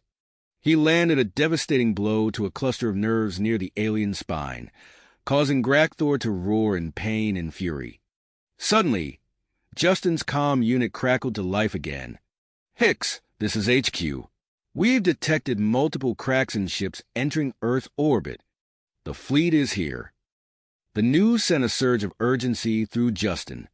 He redoubled his efforts, pushing his enhanced body to its limits. Grakthor, sensing the human's desperation, fought back with renewed vigor. As they grappled, Justin caught sight of one of his team members reaching the communication array. The operative began to disable the alien technology, but Grakthor saw it too. With a roar of defiance, the Kraxen leader slammed a massive fist into a nearby control panel. Justin's enhanced senses picked up a sudden surge of energy. "Get down!" he shouted, throwing himself clear as the communication array began to emit a powerful signal burst. The warehouse was filled with a deafening screech of alien frequencies. As quickly as it began, the burst ended. The array sparked and smoked, components melting as its self-destruct sequence activated. Justin struggled to his feet, his ears ringing from the signal burst. Grakthor lay nearby, the alien's body twitching from the feedback of the destroyed array. Justin moved quickly, securing the Kraxen leader before he could recover. As the team rounded up the remaining Kraxen prisoners, Justin's comm unit came to life once more. Major General Hawthorne's voice was tight with urgency. "Hicks, we need you and your team topside now. Multiple Kraxen drop pods have breached the atmosphere. They're heading for major population centers." Justin looked at his team, seeing the same mix of exhaustion and perseverance on their faces that he felt himself. "You heard the man," he said, checking his weapon. "Our job's not done yet." As they moved to exit the warehouse, the night sky above Los Angeles lit up with the fiery trails of incoming Kraxen drop pods. The real battle for Earth was about to begin. The streets of Los Angeles erupted into chaos as the Kraxen drop pods slammed into the city, their impacts sending shockwaves through the concrete jungle. Justin and his team emerged from the warehouse, their eyes scanning the fiery sky. The comm unit crackled with urgent reports from across the globe as similar scenes unfolded in major cities worldwide. "We need to move," Justin commanded, his voice cutting through the cacophony of alarms and distant explosions. "EDF headquarters is reassigning us to New York. It's taking the brunt of the invasion." As they raced towards their extraction point, Justin's enhanced senses picked up the sounds of battle erupting across the city. The newly deployed Titans were engaging Kraxen forces, their augmented bodies allowing them to match the alien strength and speed. The team boarded a hypersonic transport, the engines roaring to life as they lifted off. Justin's mind raced, processing the tactical information flooding in from EDF command. He accessed the Kraxen knowledge within his mind, searching for any advantage they could use against the invaders. "Listen up," he addressed his team as they sped toward the East Coast. "The Kraxen will be establishing command posts in strategic locations. We need to identify and neutralize these as quickly as possible."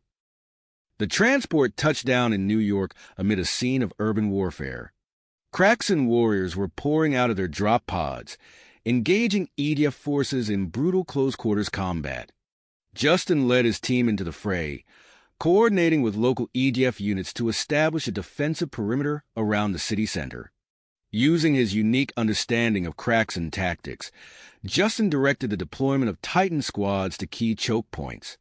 He watched as the enhanced soldiers held their ground against the alien onslaught, their bodies pushing beyond normal human limits. But something was wrong. Justin noticed subtle tremors in the Titans' movements, moments of hesitation in their reactions. He tapped his comm unit. HQ, we've got a situation with the Titans. They're showing signs of instability. Dr. Elena Rodriguez's voice came through, tense but focused. We're aware, Justin. I'm working on a solution. For now, keep them in the fight as best you can. As the battle raged, Justin's attention was drawn to a towering skyscraper at the heart of the financial district. His enhanced vision picked up unusual energy, readings emanating from the upper floors. That's it, he muttered. That's their command post. Justin assembled a strike team, a mix of seasoned EDF operatives and the most stable Titans. They fought their way through the Kraxan-infested streets, using Justin's knowledge of alien weaknesses to overcome seemingly insurmountable odds. As they ascended the skyscraper, Justin's headache intensified. The alien consciousness in his mind surged, threatening to overwhelm him. He pushed through the pain, focusing on the mission at hand. They breached the Kraxan command post in a fury of gunfire and hand-to-hand combat. Justin moved with inhuman grace, anticipating and countering Kraxan attacks before they could land. But with each passing moment, the strain on his mind and body grew. In the midst of the chaos, Justin's comm unit crackled to life.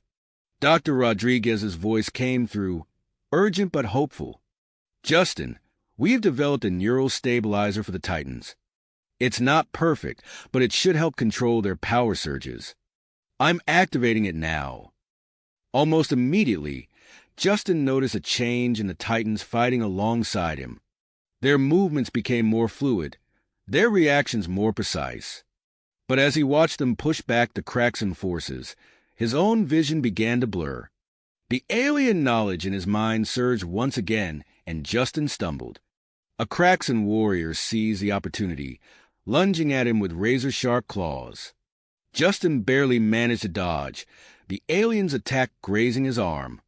As he fought to regain his focus, Justin caught sight of something that made his blood run cold. A human figure stood among the Kraxan, directing their movements with practiced ease. The realization hit him like a physical blow. There were traitors among them. Before Justin could act on this discovery, the building shook violently. Through the shattered windows, he saw a massive Kraxan warship descending from the clouds, its weapons charging. HQ, we've got a major problem, Justin shouted into his comm. They're bringing in heavy artillery. We need air support now. As if in answer to his call, a squadron of sleek, unfamiliar craft streaked across the sky. The Galactic Council drones had arrived, their advanced weaponry tearing into the Kraxan warship. Justin used the distraction to rally his team, pushing towards the heart of the Kraxan command post. As they fought their way forward, he couldn't shake the image of the human traitor from his mind. The battle for Earth had taken an unexpected and troubling turn. With the Kraxan command structure in disarray, Justin and his team seized control of the alien communications array. As they worked to disable it, Justin's enhanced hearing picked up a transmission that made his blood run cold. Second Fleet approaching Sol System. Prepare for final assault. Justin's mind raced with the implications. They had won this battle, but the war was just getting started. As he relayed the information to EDF headquarters, he knew that the true test of humanity's determination was yet to come. Justin's mind reeled from the implications of the intercepted transmission. The Second Kraxan Fleet's approach meant their victory in New York was merely a temporary reprieve. He quickly relayed the information to EDF headquarters, his enhanced senses already picking up the increased urgency in the calm chatter around him. As he scanned the devastated cityscape, a nagging suspicion tugged at his thoughts. The ease with which the Kraxen had established their command post, the precision of their attacks, it all pointed to inside knowledge. Justin's eyes narrowed as he recalled the human figure he'd glimpsed among the Kraxen forces. "Team, we've got a new priority," he announced, his voice cutting through the din of the ongoing battle. "There's evidence of human collaboration with the Kraxen. We need to track down the source." Using his enhanced abilities and the Kraxen knowledge buried in his mind, Justin led his team through the ravaged streets of New York. They followed a trail of encrypted communications and suspicious data transfers, eventually tracing them to a hidden bunker beneath the financial district. As they approached the bunker's entrance, Justin's enhanced hearing picked up muffled voices and the hum of advanced technology. He signaled his team to take up positions, then activated his neural link to interface with the bunker's security systems. With a series of rapid mental commands, Justin bypassed the security protocols, his mind racing through firewalls and encryption as if they were mere cobwebs. The heavy blast doors slid open with a pneumatic hiss, revealing a state-of-the-art command center. Inside, a group of well-dressed individuals huddled around holographic displays, their faces a mix of shock and fear as Justin's team burst in. Among them, Justin recognized prominent industrialists and politicians, their presence confirming his worst suspicions. "EDF, hands where we can see them," Justin shouted, his weapon trained on the group. As his team secured the collaborators, Justin's attention was drawn to a central console. Its displays showed detailed information about Earth's defenses, Titan deployment patterns, and even schematics of the teleportation device. The depth of the betrayal was staggering. Suddenly, his comm unit crackled to life with an urgent transmission from Major General Hawthorne. "Hicks, we've got a situation. The teleportation device has malfunctioned during final calibration. We need a critical component from Kraxen Tech to get it back online." Justin's mind raced, processing the new information while scanning the bunker for any useful tech. "Understood. Sir, we've just uncovered a nest of collaborators with access to Kraxen technology. I'll see what we can salvage here." As his team worked to secure the bunker and its occupants, Justin delved deeper into the Kraxen data stored in the collaborator systems. His enhanced mind sifted through terabytes of information in seconds, searching for anything that could help repair the teleportation device.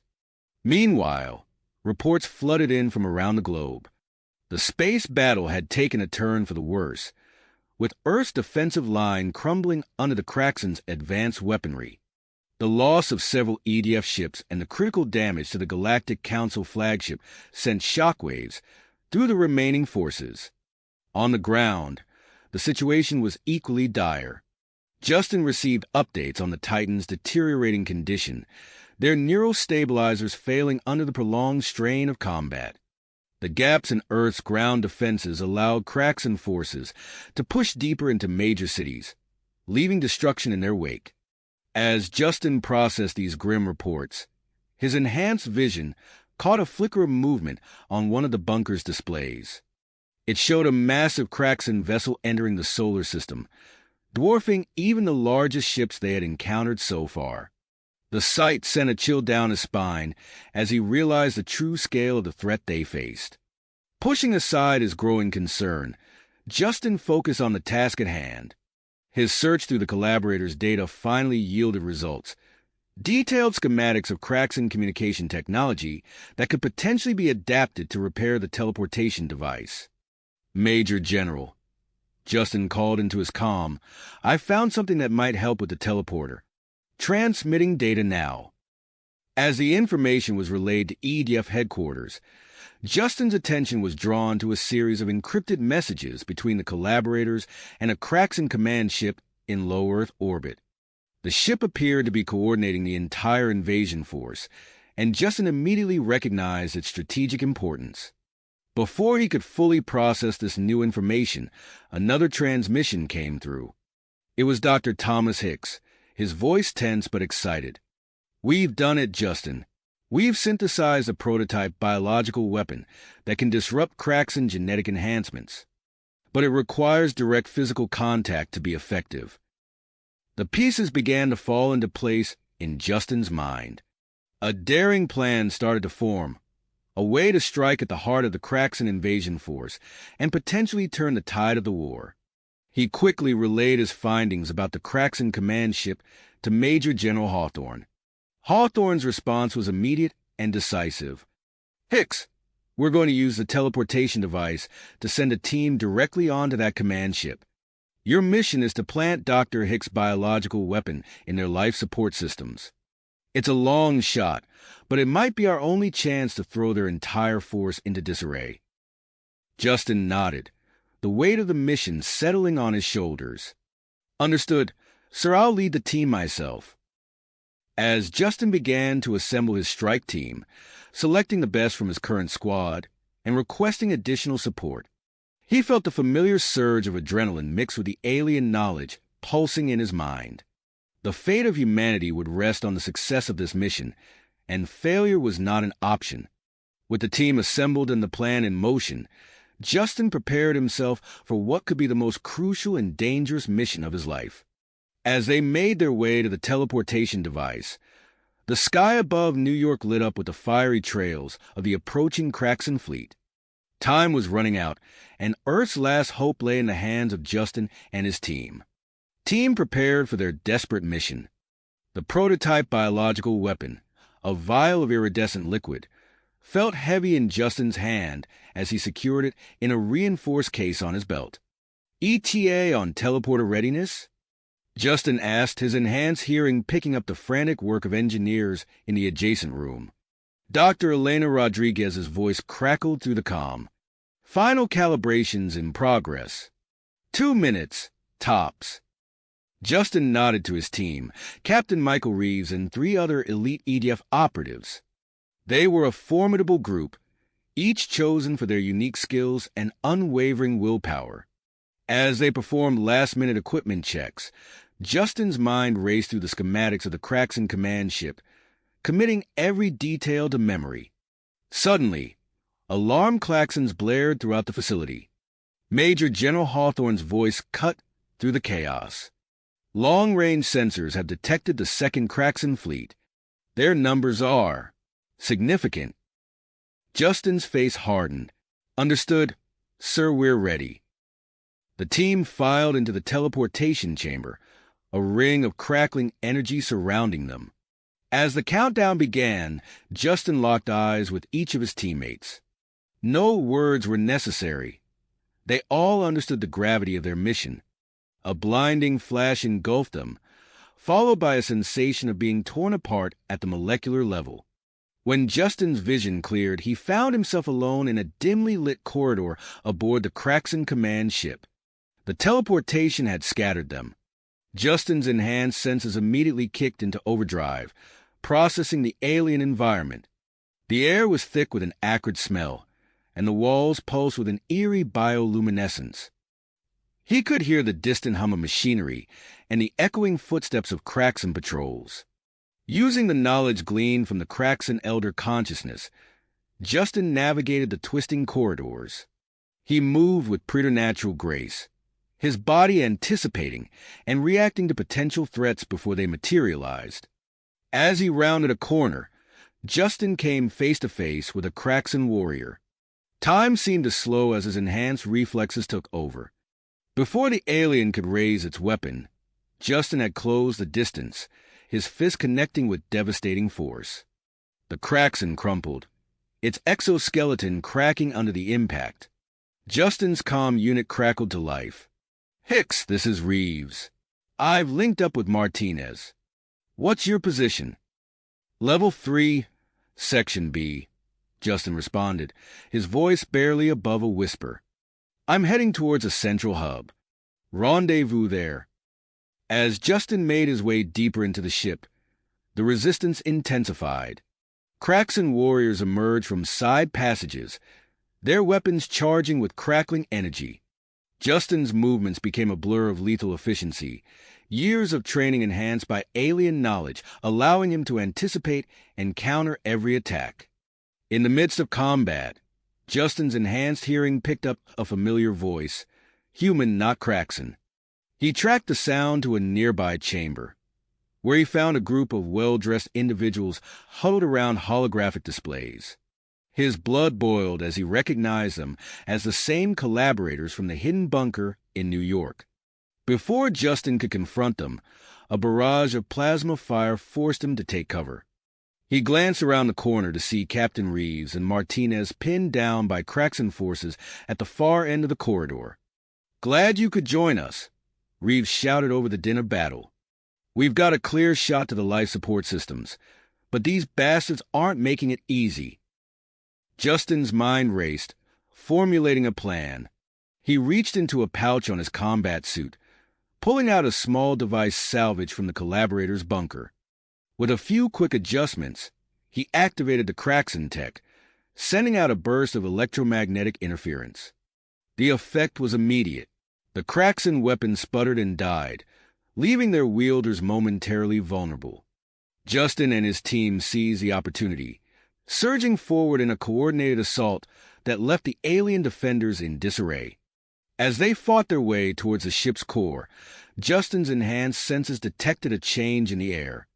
The acrid smell intensified, and he could feel a subtle vibration through the deck plating. "Something's wrong," he muttered, his instincts screaming danger. They burst through a set of massive doors into the ship's central chamber, and Justin's worst fears were confirmed. Before them stretched a nightmarish scene.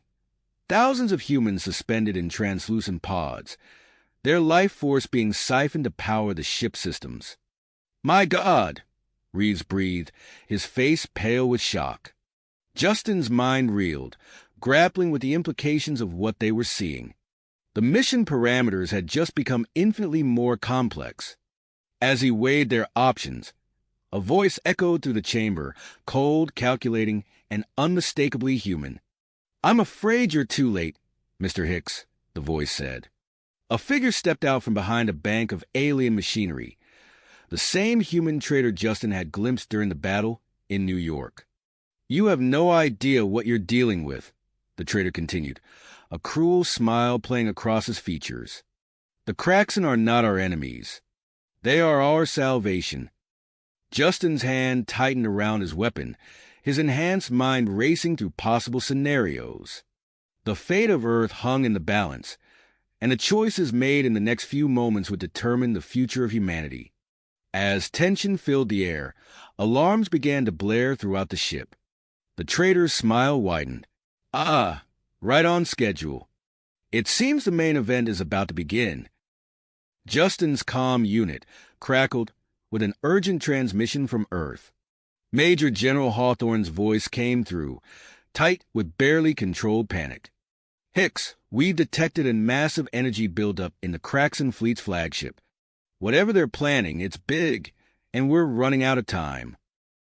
The gravity of the situation settled over Justin like a physical weight. With Earth's defenses crumbling, the captive humans powering the ship, and a weapon of unimaginable power charging to fire, he faced an impossible decision. The next move would determine not just the outcome of the battle, but potentially the fate of humanity itself. Justin's mind raced, analyzing the situation with inhuman speed. The trader's words echoed in his ears as he assessed their options. Suddenly, Captain Reeves stumbled, his face contorted in pain. "The neural stabilizers," Reeves gasped, clutching his head. "They're failing." In that moment, Justin made a split-second decision. He knew Reeves' deteriorating condition could compromise the mission's success. With swift, deliberate movements, Justin retrieved the vial of DR. Hicks' biological weapon from his belt. "Change of plans," Justin announced, his voice steady despite the gravity of his choice. "I'm taking the weapon." Before anyone could object, Justin plunged the needle into his arm, injecting the iridescent liquid directly into his bloodstream. The effect was immediate and intense. A searing heat spread through his body, followed by a wave of tingling energy that made his skin crawl. Justin's enhanced senses went into overdrive. The world around him sharpened to an almost painful degree of clarity. He could hear the individual heartbeats of his team members, smell the acrid fear sweat of the human traitor, and see the minute fluctuations in the bioluminescent walls of the ship. As the biological agent merged with his already altered physiology, Justin felt a surge of power unlike anything he had experienced before. His skin took on a faint, pulsing glow, and he could feel his cells rapidly adapting and evolving. The traitor's eyes widened in shock. "What have you done?" he demanded, taking an involuntary step back. Before Justin could respond, his comm unit crackled to life. Major General Hawthorne's voice cut through the tension, tight with urgency. "Hicks, the situation has escalated. The Wagner EMP weapon has been activated. Brace for impact."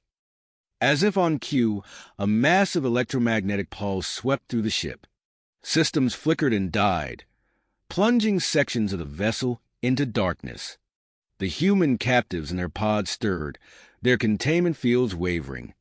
Justin's enhanced mind quickly processed the implications. The EMP would have disabled a significant portion of the Kraxan fleet, but it would have also crippled Earth's remaining defenses. They were now in a race against time. "Reeves, Martinez," Justin barked, his voice carrying an unnatural resonance. "Free as many captives as you can and get them to the escape pods. I'm going for the life support systems."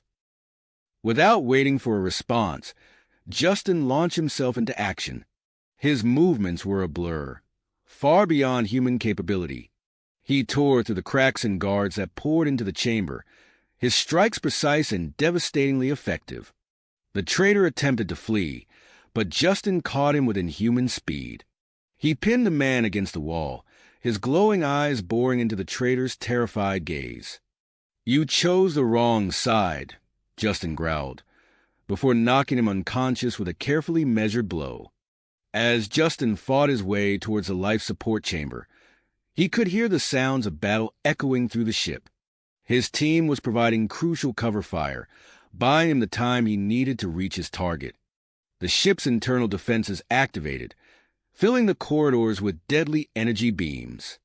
Justin's newly enhanced reflexes allowed him to dance between the lethal rays, his body moving with fluid grace. He could feel the biological weapon within him reaching its peak effectiveness, his blood practically humming with power. Finally, Justin reached the entrance to the life support chamber. The massive doors loomed before him, sealed tight against intruders. With a deep breath, Justin placed his hands on the cold metal surface. He could feel the ship's systems through his touch, a complex network of alien technology that now seemed strangely familiar. Using his enhanced strength, augmented further by his understanding of Kraxan technology, Justin pried the doors open.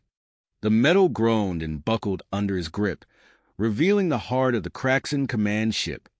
Inside, a group of Kraxan leaders turned to face the intruder, their alien features contorted in what Justin recognized as surprise and fear. The chamber was a cathedral of alien technology, pulsing with energy and bathed in an eerie, organic light. One of the Kraxan commanders stepped forward, its voice a guttural rumble. "Human," it said, the word dripping with disdain. "You do not understand the forces you are meddling with. Join us, and we can offer you power beyond your wildest dreams." Justin's enhanced mind processed the offer in microseconds, weighing the temptation against his duty and the fate of humanity. His response came in the form of action. With blinding speed, he charged towards the central control console. The Kraxan leaders moved to intercept him, their movement swift but no match for Justin's enhanced abilities. He weaved through their attacks, his body responding to threats before his conscious mind could even process them. Reaching the console, Justin slammed his hand onto its surface. He felt a jolt of energy course through him as his blood, now infused with the biological weapon, interfaced directly with the ship's systems. The effect was immediate and dramatic. Alarms blared throughout the chamber as the biological agent spread rapidly through the life support systems. Justin watched as the Kraxan leaders began to falter, their genetic enhancements failing as the weapon targeted their very DNA. As chaos engulfed the ship, Justin received an unexpected telepathic message. The voice of the Kraxan elder consciousness he had previously connected with echoed in his mind, filled with urgency and a hint of desperation. Human, the elder's voice resonated in Justin's thoughts. What you have set in motion may destroy us all. The invasion was not sanctioned by our entire species, but by a rogue faction. There is more at stake here than you realize. The revelation hit Justin like a physical blow. He had been prepared to do whatever it took to save humanity, but the thought of eradicating an entire species gave him pause. The implications of his actions suddenly seemed far more complex and far-reaching than he had anticipated. As Justin grappled with this moral dilemma, his enhanced senses picked up a massive energy surge outside the ship. Through the chamber's viewing portal, he witnessed a blinding flash of light in Earth orbit. The Kraxan superweapon had fired, but its beam had been intercepted by a familiar shape, the Galactic Council flagship, sacrificing itself to save Earth. The destruction of the flagship created a momentary gap in the Kraxan fleet's formation. Justin's comm unit crackled to life once more, Major General Hawthorne's voice cutting through the chaos. All remaining EDF forces, this is our chance. Concentrate fire on the Kraxan superweapon. As the battle raged both in space and within the command ship, Justin stood at the epicenter of a crucial decision. The biological weapon coursing through his veins had the power to potentially destroy the entire Kraxan species. Yet, the Elder's words echoed in his mind, forcing him to consider the broader implications of his actions. Time seemed to slow as Justin weighed his options. The fate of both humanity and the Kraxan hung in the balance, and he knew that his next move would shape the future of galactic relations for generations to come. With the ship's systems at his fingertips and the power to destroy or incapacitate flowing through his veins, Justin prepared to make a choice that would alter the course of the war and perhaps the entire galaxy. Universe. In that moment, Justin made his choice. His hands flew across the alien console, his enhanced mind interfacing directly with the ship systems. He could feel the biological weapon coursing through his veins, ready to be unleashed. But instead of releasing it in its original form, Justin began to modify its structure. "What are you doing?" one of the Kraxan leaders demanded, its voice a mix of fear and curiosity. Justin didn't respond, his focus entirely on the task at hand. He reprogrammed the biological agent, altering its effects to incapacitate rather than destroy. The modified weapon would neutralize the immediate threat without committing genocide. As he worked, the ship shuddered under the assault from Earth's forces. Alarms blared, and the chamber's lighting flickered ominously. Justin could hear the distant sound of explosions growing closer. With a final command, Justin released a modified agent into the life support systems. The effect was almost immediate. The Kraxan leaders in the chamber began to sway, their movements becoming sluggish. One by one, they collapsed to the floor, unconscious but still alive. Justin's comm unit crackled to life. "Hicks," Captain Reeves' voice came through, strained and urgent. "Whatever you did, it's working. The Kraxan all over the ship are dropping like flies. But we need to move now. This vessel isn't going to hold together much longer." Justin nodded, even though Reeves couldn't see him. Understood. Start evacuating the human captives. Get them to the escape pods. As he sprinted from the life support chamber, Justin could see the effects of his actions spreading throughout the ship. Kraxan crew members lay slumped at their stations, their bodies undergoing a rapid but non-lethal transformation. The ship's aggressive defenses powered down, leaving corridors clear for the human prisoners to escape. Justin met up with Reeves and Martinez in a large hangar bay. Hundreds of disoriented humans milled about, freed from their pods but unsure of what to do next. "This way," Justin shouted, gesturing towards a bank of escape pods. "Everyone move in an orderly fashion. We're getting you out of here." As they guided the freed captives into the pods, the ship rocked violently. Through the hangar's force field, Justin could see the space battle raging outside. The EDF and Allied forces had breached the Kraxan vessel's main reactor, causing cascading explosions throughout its structure. "Go!" Justin urged the last group of humans into a pod. "We'll be right behind you." Captain Reeves stumbled, clutching his head. The neural stabilizers were clearly failing rapidly now. "Hicks," he gasped. "I don't think I'm going to make it." Justin grabbed Reeves by the shoulders, steadying him. "Not a chance, Captain. We're all getting out of here." As the last escape pod launched, carrying the freed humans to safety, Justin and Reeves made their way to the teleportation device they'd used to board the ship. But when they arrived, they found the machine sparking and damage from the battle.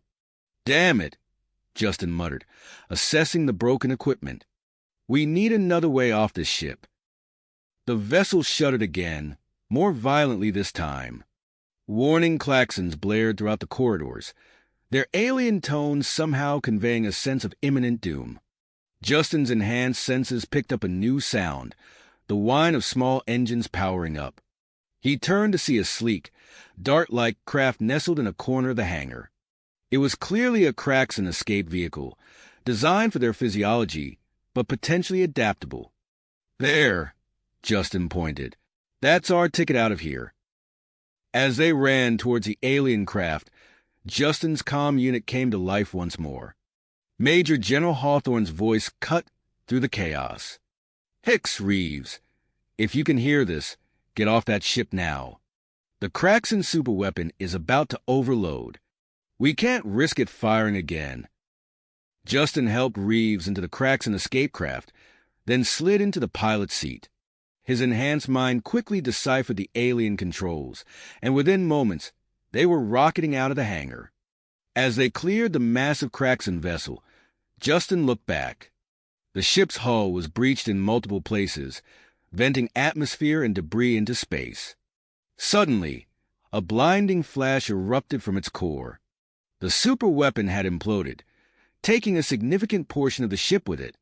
The shockwave from the explosion caught their small craft, sending it tumbling through space. Justin fought with the controls, using every ounce of his enhanced reflexes to stabilize their trajectory. As they hurtled towards Earth, Justin could see the planet below them. Fire still raged in some areas, but the organized Kraxan assault had clearly broken down. EGF forces were pushing back, reclaiming lost ground. "We did it," Reeves murmured, his voice weak but filled with awe. "We actually did it." Justin nodded, allowing himself a moment of relief. But as they entered Earth's atmosphere, his enhanced vision caught sight of something that made his blood run cold. Dozens of small, fast-moving objects were entering the solar system from deep space. "Maybe not," Justin replied grimly. "I think this fight isn't over yet." As their craft streaked towards the ground, leaving a fiery trail in the sky, Justin knew that the true test of humanity's dedication and his own newfound abilities was only just beginning.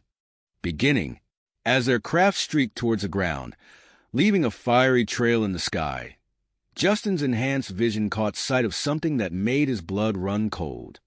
Dozens of small, fast-moving objects were entering the solar system from deep space. "Maybe not," Justin replied grimly. "I think this fight isn't over yet." The Kraxan escape craft shuddered violently as it entered Earth's atmosphere, its alien hull glowing red-hot from the friction. Justin's enhanced reflexes worked overtime as he struggled with the unfamiliar controls, trying to keep their descent stable. "Reeves, I need you to stay with me," Justin shouted over the roar of superheated air rushing past their craft. "We're coming in hot, and I don't know how well this thing will handle the landing." Captain Reeves groaned, his eyes fluttering open. "Hicks, where are we?" "Almost home, sir, but we've got a problem." Justin's mind raced as he processed the situation. The Kraxan command ship was destroyed, but now they face a new threat. He needed to get this information to EDF command immediately. Suddenly, the craft systems began to fail. Alarms blared in an alien language, and the control panel sparked ominously. Justin felt the craft lurch to one side as one of its stabilizers gave out. "Mayday, mayday!"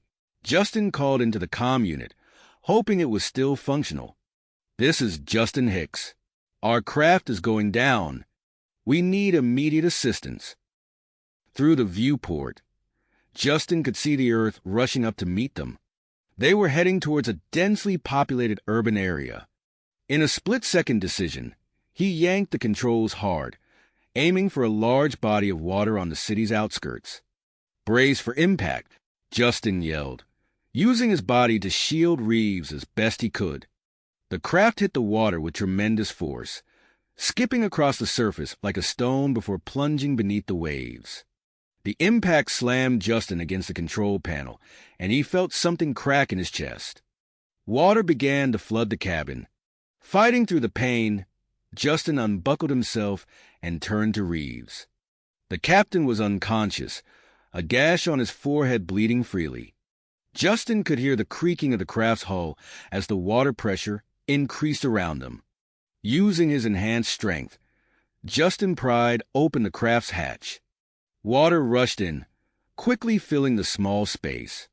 He grabbed Reeves, pulling him close, and kicked off from the sinking craft. The murky water churned around them as Justin swam upward, his lungs burning for air. Reeves was a dead weight in his arms, but Justin refused to let go. With one final burst of energy, they broke the surface. Justin gasped for air, treading water as he held Reeves' head above the surface. In the distance, he could hear sirens wailing and see flashing lights approaching the shoreline. Help was coming, but they weren't safe yet. As Justin began to swim towards the shore, dragging Reeves with him, he heard the distinctive whine of EDF hovercraft approaching. A searchlight swept over the water, illuminating the two men. "This is EDF Rescue Team Alpha," a voice boomed from a loudspeaker. "We've located the targets. Initiating retrieval." A hovercraft lowered itself to the water's surface, and rescue personnel reached out to pull Justin and Reeves aboard. As soon as they were secure, medical teams swarmed around them, checking their vital signs and administering emergency treatment. "Sir," one of the medics addressed Justin, "we need to get you to a medical facility immediately. You've sustained significant injuries." Justin shook his head, wincing at the pain the movement caused. "No time. I need to speak with Major General Hawthorne now. It's urgent." The medic looked uncertain, but a nearby officer stepped in. "I'll patch you through to command. Sir, we can't delay your medical treatment for long." As the hovercraft sped towards the shore, Justin was handed a secure comm unit. He quickly relayed the information about the incoming objects he had spotted. "Major General," Justin said, his voice hoarse, "we've got incoming. Multiple objects entering the solar system. Could be Kraxan reinforcements or escape pods. We need to mobilize immediately." Hawthorne's voice crackled through the comm. "Understood, Hicks. We've already detected them and are scrambling our remaining forces to intercept. You've done your part. Now let the medical team do theirs." Justin nodded, finally allowing himself to relax slightly. As the adrenaline began to wear off, the full extent of his injuries made themselves known. He felt lightheaded, and the edges of his vision began to darken. The last thing Justin saw before losing consciousness was the shoreline approaching, crowded with emergency vehicles and curious onlookers. As his eyes closed, he couldn't help but wonder what new challenges awaited them when he woke up. The battle might be over, but the war for Earth's future in the galactic community was just beginning. The true test of humanity's grit, and Justin's newfound abilities was only just beginning. As the cracks in the escape craft plummeted towards Earth, Justin's enhanced vision scanned the rapidly approaching shoreline. He could make out the flashing lights of emergency vehicles converging on their projected landing site. The craft shuddered violently, its alien hull glowing red-hot from atmospheric entry. "Reeves!" Justin shouted over the roar of superheated air. "Stay with me. We're coming in hot." The captain groaned, barely conscious. Justin's mind raced, processing the situation at superhuman speed. The craft systems were failing, alarms blaring in an alien language. He made a split-second decision, yanking the controls hard to aim for a large body of water on the outskirts of the city. Brace for impact. The craft hit the water with tremendous force, skipping across the surface before plunging beneath the waves. The impact slammed Justin against the control panel, and he felt something crack in his chest. Water began to flood the cabin. Fighting through the pain, Justin unbuckled himself and turned to Reeves. The captain was unconscious, a gash on his forehead bleeding freely. Justin could hear the creaking of the craft's hull as the water pressure increased around them. Using his enhanced strength, Justin pried open the hatch. Water rushed in, quickly filling the small space. He grabbed Reeves, pulling him close, and kicked off from the sinking craft. The murky water churned around them as Justin swam upward, his lungs burning for air. Reeves was a dead weight in his arms, but Justin refused to let go. With one final burst of energy, they broke the surface. Justin gasped for air, treading water as he held Reeves' head above the surface. In the distance, he could hear sirens wailing and see flashing lights approaching the shoreline. Help was coming, but they weren't safe yet. As Justin began to swim towards the shore, dragging Reeves with him, he heard the distinctive whine of EDF hovercraft approaching. A searchlight swept over the water, illuminating the two men. "This is EDF Rescue Team Alpha," a voice boomed from a loudspeaker. "We've located the targets. Initiating retrieval." A hovercraft lowered itself to the water's surface, and rescue personnel reached out to pull Justin and Reeves aboard. As soon as they were secure, medical teams swarmed around them, checking their vital signs and administering emergency treatment. "Sir," one of the medics addressed Justin, "we need to get you to a medical facility immediately. You've sustained significant injuries." Justin shook his head, wincing at the pain the movement caused. "No time. I need to speak with Major General Hawthorne now. It's urgent." The medic looked uncertain, but a nearby officer stepped in. "I'll patch you through to command. Sir, we can't delay your medical treatment for long." As the hovercraft sped towards the shore, Justin was handed a secure comm unit. He quickly relayed the information about the incoming objects he had spotted. "Major General," Justin said, his voice hoarse, "we've got incoming. Multiple objects entering the solar system. Could be cracks in reinforcements or escape pods. We need to mobilize immediately." Hawthorne's voice crackled through the comm. "Understood, Hicks. We've already detected them and are scrambling our remaining forces to intercept. You've done your part. Now let the medical team do theirs." Justin nodded, finally allowing himself to relax slightly. As the adrenaline began to wear off, the full extent of his injuries made themselves known. He felt lightheaded, and the edges of his vision began to darken. The last thing Justin saw before losing consciousness was the shoreline approaching, crowded with emergency vehicles and curious onlookers. As his eyes closed, he couldn't help but wonder what new challenges awaited them when he woke up. Justin's world faded to black, the sounds of the rescue operation growing distant. When he next opened his eyes, he found himself in a stark white room, the steady beep of medical equipment filling his ears. He blinked, his enhanced vision quickly adjusting to the bright lights. "Welcome back, Mr. Hicks," a woman's voice said. Justin turned his head to see a doctor in a white coat standing beside his bed, tablet in hand. I'm Dr. Elena Rodriguez. You've been unconscious for the past 18 hours. Justin tried to sit up, but Dr. Rodriguez gently pushed him back down. Easy there. Your body has been through a lot. We're still trying to understand the full extent of the changes you've undergone. Changes?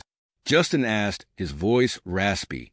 Dr. Rodriguez nodded, her expression a mix of concern and fascination. The modified biological weapon you were exposed to. It's had some unprecedented effects on your physiology. Your cellular structure is in a state of flux we've never seen before. Justin flexed his hand, feeling a surge of strength coursing through his muscles. I feel different, stronger, faster. Your enhanced abilities seem to be evolving, Dr. Rodriguez explained. We've recorded neural activity that's off the charts. Your body is adapting at an astonishing rate. Suddenly, Justin remembered his fellow crash survivor. Captain Reeves? Is he all right? Dr. Rodriguez's face fell. Captain Reeves is in critical condition. His body is struggling to cope with the extreme genetic instability caused by the weapon. We're doing everything we can, but... She was interrupted by a commotion in the hallway. The door burst open, and Major General Hawthorne strode in, flanked by 2 EDF officers. Hicks, Hawthorne said, his voice gruff but tinged with relief. Glad to see you're awake. We need you back in action ASAP. Sir, Justin asked, sitting up despite Dr. Rodriguez's protests. Hawthorne's expression was grim. The situation has escalated. We've intercepted several cracks in escape pods, but that's just the beginning. We've got civil unrest breaking out in major cities, and the UN is in an uproar over what to do with the cracks in prisoners and affected populations. Justin swung his legs over the side of the bed, ignoring the dizziness that threatened to overwhelm him. What about the incoming objects I spotted? That's where it gets interesting, Hawthorne replied. We've made contact with a new alien race, the Zalthora. They've docked with the ISS and are offering us advanced technology and knowledge. Justin's mind reeled with the implications. Are we accepting their help? Hawthorne shook his head. That's still up for debate. Some see it as our ticket to the stars. Others think it's a trap. But that's not all. Our long-range sensors picked up some kind of massive energy signature at the edge of the solar system. It vanished before we could get a good look, but it's got everyone on edge. Dr. Rodriguez stepped forward, her face etched with concern. Major General, I must protest. Mr. Hicks needs more time to recover and adapt to his condition. We don't fully understand the changes he's undergone. Hawthorne's expression softened slightly. I understand your concern, Doctor, but we're short on time and options. Hicks here might be our best chance at navigating this new landscape. Justin stood, steadying himself against the bed. He could feel his body humming with newfound energy, his senses sharper than ever before. I'm ready. Sir, what do you need me to do? Hawthorne nodded approvingly. First, we need you to brief our intelligence team on everything you know about the cracks in command structure and the effects of that biological weapon. Then, we might need you to join the team making contact with the Zalthora. Your unique condition could give us an edge in negotiations. As Justin prepared to leave with Hawthorne, Dr. Rodriguez handed him a small device. This will monitor your vitals and alert us to any significant changes in your condition. Please be careful. Justin nodded, clipping the device to his hospital gown. As he followed Hawthorne out of the room, he caught a glimpse of his reflection in a nearby window. His eyes seemed to glow with an otherworldly light, and for a moment he hardly recognized himself. Stepping into the hallway, Justin was immediately struck by the flurry of activity. EDF personnel rushed back and forth, their faces etched with a mixture of excitement and worry. Screens lining the walls displayed news broadcasts from around the world, each one telling a different story of humanity's uncertain future. As they made their way through the facility, Hawthorne briefed Justin on the latest developments.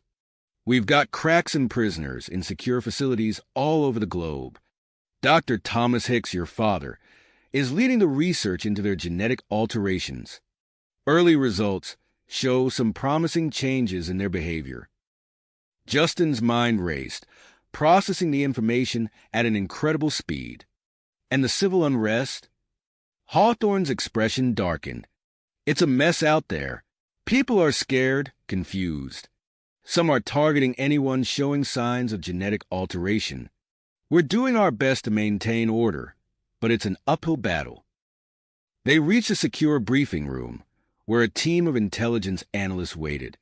As Justin began to share his knowledge of the Kraxan, he couldn't shake the feeling that this was just the beginning of a much larger story, one that would reshape the future of humanity and its place in the universe.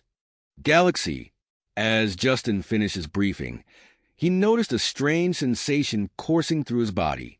His skin tingled, and he felt a surge of energy unlike anything he'd experienced before. Excusing himself, he stepped into the nearby restroom and caught sight of his reflection in the mirror. His eyes widened as he observed the changes taking place. His skin had taken on a subtle, iridescent sheen, shimmering faintly under the fluorescent lights. He flexed his arms, watching as his muscles seemed to swell and define themselves further. Justin marveled at his transformation, realizing that his enhanced physiology was undergoing yet another evolution. Returning to the briefing room, Justin found Major General Hawthorne engaged in an intense conversation on his comm device. The older man's face was creased with concern as he listened intently. Understood. Keep me updated, Hawthorne said, ending the call. He turned to Justin, his eyes widening slightly as he took in the visible changes. Hicks, we've got a situation with Captain Reeves. His condition has taken an unexpected turn. Without hesitation, Justin followed Hawthorne back to the medical wing. They found Dr. Rodriguez and her team huddled around Reeves' bed, monitoring banks of equipment and furiously taking notes. What's happening? Justin asked, approaching the bed. Dr. Rodriguez looked up, her expression a mix of excitement and apprehension. It's remarkable. The genetic instability we were so worried about. It's stabilizing, but in a way we never anticipated. Justin peered at Reeves. The captain's skin had taken on a faint bluish tint, and his muscles seemed more defined. As they watched, Reeves' eyes fluttered open, revealing irises that now shimmered with an otherworldly light. The Kraxan DNA, Dr. Rodriguez explained, it's integrating with his human genetic structure. He's becoming a hybrid, exhibiting enhancements similar to yours, Justin. Reeves groaned, his voice hoarse. What? What's happening to me? Before anyone could respond, an alarm blared throughout the facility. Hawthorne's comm device buzzed urgently. This is Hawthorne, he barked into the device. His face paled as he listened. Understood. We're on our way. He turned to the others. The Zalthora delegation has arrived at the ISS. They're requesting an immediate meeting with Earth's representatives. Justin's mind raced, processing the information at superhuman speed. Sir, I should be there. My condition might give us an advantage in negotiations. Hawthorne nodded. Agreed. Dr. Rodriguez, is Reeves stable enough to be moved? We might need his unique perspective as well. The doctor hesitated, then nodded. Yes, but I'm coming with you to monitor both of them. As they prepared for departure, Justin caught sight of a news broadcast on a nearby screen. Images of civil unrest flashed across the display. Crowds gathering in major cities, some protesting, others targeting individuals, showing signs of genetic alteration. The journey to the ISS was a blur of activity. Justin and Reeves underwent rapid medical checks while being briefed on diplomatic protocols. As their shuttle approached the space station, Justin's enhanced vision picked out the sleek, otherworldly design of the Zalthoran ship docked alongside it. Aboard the ISS, They were led to a hastily prepared conference room. The air buzzed with tension as Earth's representatives, a mix of political leaders and military personnel, waited anxiously. The door slid open and the Zalthora entered. Justin's breath caught in his throat. The aliens were tall, easily 7 feet in height, with slender bodies that seemed to glow from within. Their skin shimmered with bioluminescent patterns that shifted and changed as they moved. The lead Zalthora stepped forward, its voice resonating with a musical quality. "Greetings, people of Earth. We come in peace and with an offer of alliance." As the alien spoke, it produced a small, crystalline object. This data crystal contains advanced scientific and technological information. We offer it freely to help humanity defend itself and take its place among the stars. The human delegates murmured in excitement, but Justin noticed a flicker of concern cross the Zalthora's features as its gaze fell on him and Reeves. "However," the alien continued, "we must express our concern over your treatment of the Kraxan and the use of biological weapons. Such actions may have unforeseen consequences for the galactic ecosystem." The room erupted into debate. Justin listened intently, his enhanced senses picking up every nuance of the heated discussion. As arguments flew back and forth about the ethics of their actions during the invasion, he couldn't help but wonder about the long-term implications of humanity's first steps onto the galactic stage. Suddenly, Justin's comm device buzzed. It was a priority message from his father, Dr. Thomas Hicks. As he read the contents, his eyes widened. The research into the Kraxan genetic flux had reached a critical point, with potentially game-changing implications. Before he could share this information, another alarm blared. A voice crackled over the station's intercom. Unknown energy signatures detected in multiple Earth cities. Crystalline structures are forming at the sites of destroyed Kraxan technology. The Zalthora delegation exchanged worried glances. The lead alien turned to the Earth representatives, its bioluminescent patterns pulsing rapidly. "This is an unexpected development. We must act quickly to contain these anomalies before Dash." The alien's words were cut short as a massive energy spike registered on the station's sensors. All eyes turned to the viewport, where a colossal ship had appeared at the edge of the solar system, its design unlike anything they had ever seen. As the occupants of the conference room stared in awe and fear at the mysterious vessel, Justin felt a strange resonance within his altered body. Whatever was coming, he knew that humanity's trials were a long way to go. The true test of their place in the galaxy was only just beginning. The true test of their place in the galaxy was only just starting to unfold. As the occupants of the conference room grappled with the implications of the massive ship's arrival, another alert blared through the station's communication system. The voice of Dr. Thomas Hicks, Justin's father, came through with urgency. "This is Dr. Hicks. We're detecting rapid growth of crystalline structures in major cities worldwide. The largest formation is on the outskirts of New York City. We need immediate investigation." Justin locked eyes with Major General Hawthorne, who nodded grimly. "Hicks, you're our best bet for this. Take a team and get to New York ASAP." Within hours, Justin found himself leading a small squad towards the towering crystalline formation that had erupted from the ground near New York. The structure gleamed in the sunlight, its facets refracting light in mesmerizing patterns. As they approached, Justin felt a strange, tingling sensation course through his body. "Sir, are you all right?" one of his team members asked, noticing Justin's sudden pause. Before Justin could respond, the crystalline surface before them began to shift and reform. The team watched in awe as a door-like opening materialized in the once solid structure. "Stay alert," Justin ordered, his enhanced senses on high alert as they cautiously entered the structure. The interior was a maze of pulsating energy conduits and holographic displays. Justin's team moved carefully through the alien environment, their footsteps echoing in the vast chamber.